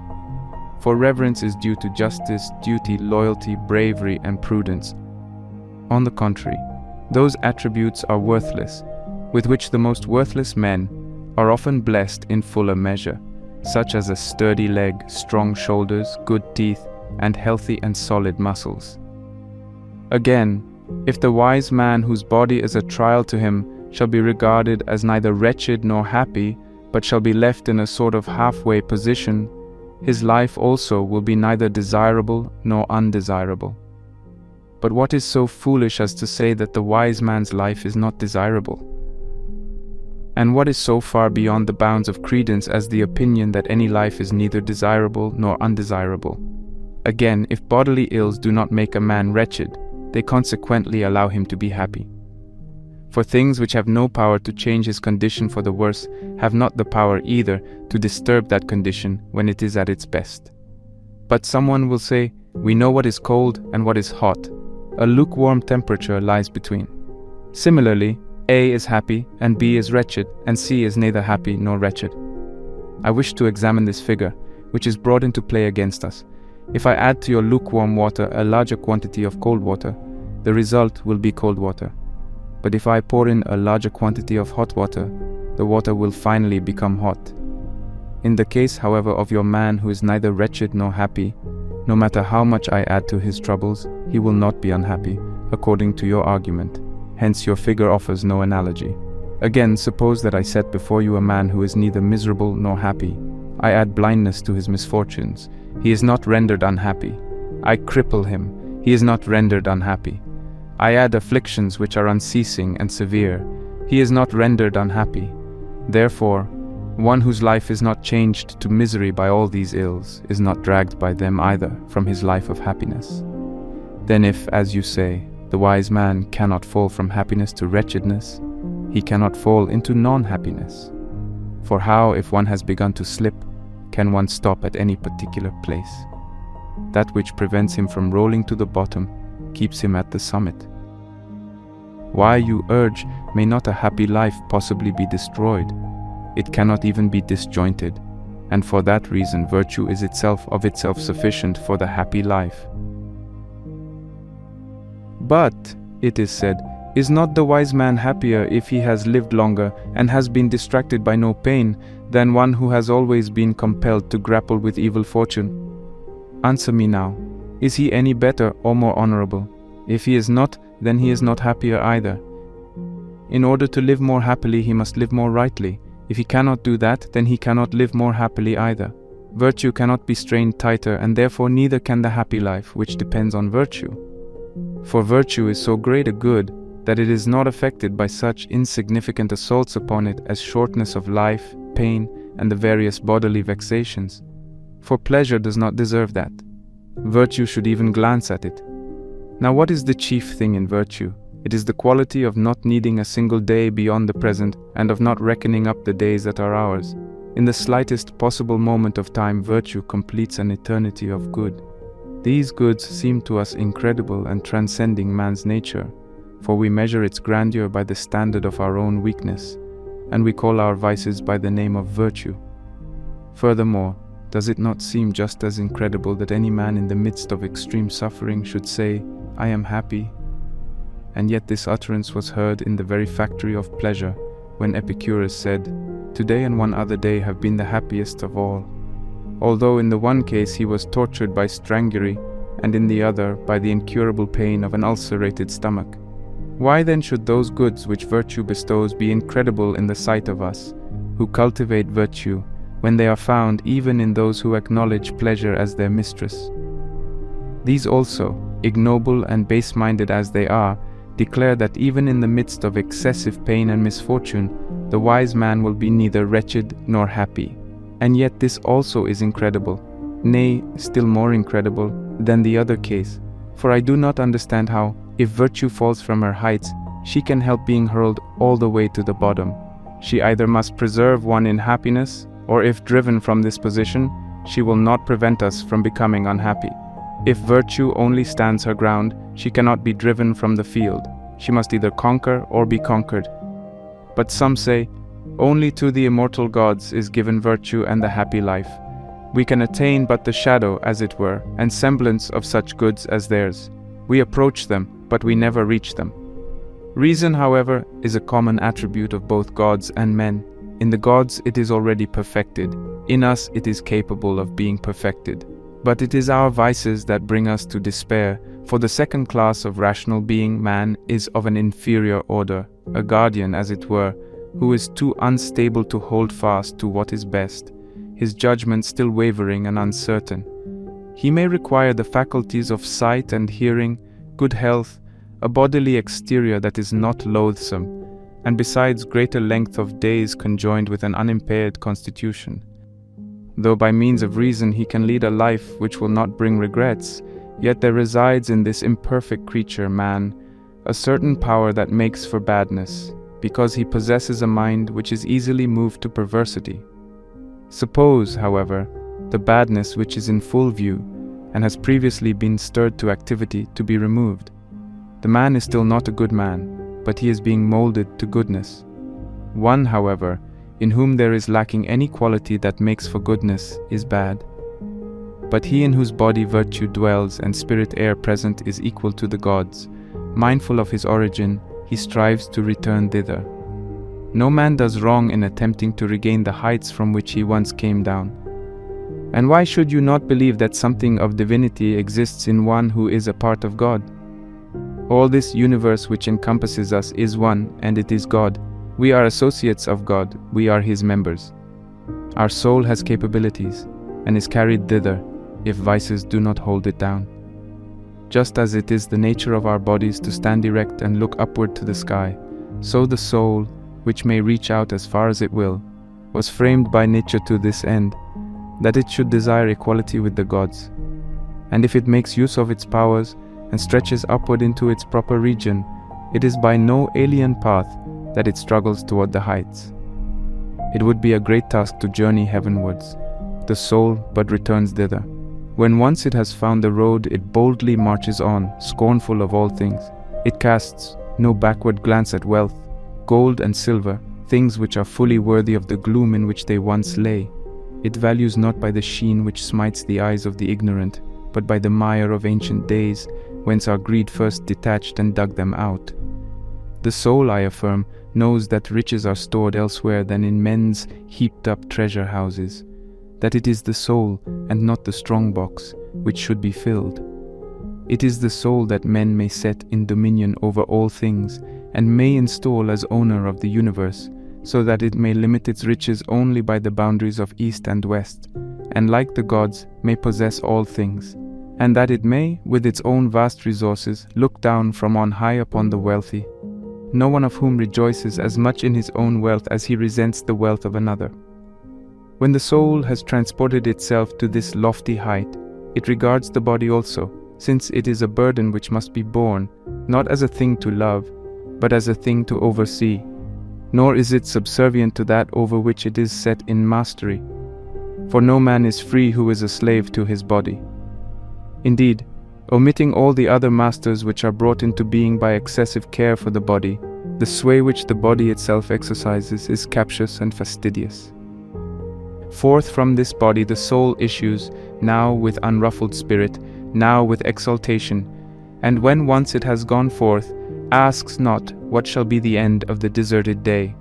No, just as we do not take thought for the clippings of the hair and the beard, even so that divine soul, when it is about to issue forth from the mortal man, regards the destination of its earthly vessel, whether it be consumed by fire, or shut in by a stone, or buried in the earth, or torn by wild beasts, as being of no more concern to itself than is the afterbirth to a child just born. And whether this body shall be cast out and plucked to pieces by birds, or devoured when thrown to the sea dogs as prey, how does that concern him who is nothing? Nay, even when it is among the living, the soul fears nothing that may happen to the body after death. For though such things may have been threats, they were not enough to terrify the soul previous to the moment of death. It says, I am not frightened by the executioner's hook, nor by the revolting mutilation of the corpse which is exposed to the scorn of those who would witness the spectacle. I ask no man to perform the last rites for me. I entrust my remains to none. Nature has made provision that none shall go unburied. Time will lay away one whom cruelty has cast forth. Those were eloquent words which Maecenas uttered.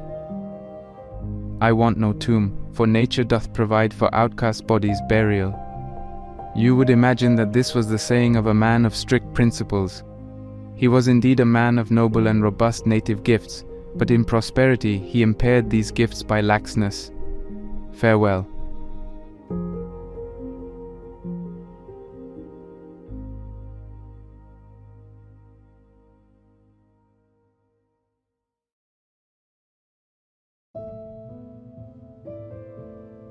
As we reach the end of this enlightening exploration into Seneca's Stoic principles, it's clear that each of these hand-picked letters serves as a unique lens through which we can examine the complexities of human emotions and the quest for authentic joy. Today, we've traveled far and wide across the rich landscape of Stoic philosophy, extending the foundational insights we gleaned from our previous video and diving even deeper into how these age-old teachings can offer us unmatched emotional resilience in today's fast-paced world. The guiding principle that ties all these letters together is the Stoic focus on internal over external, a pivot toward our inner selves to find the stability, contentment, and emotional resilience that the outside world cannot provide. By seeking seclusion for self-reflection, as mentioned in the first letter, we arm ourselves with the mental clarity needed to tackle life's many complexities.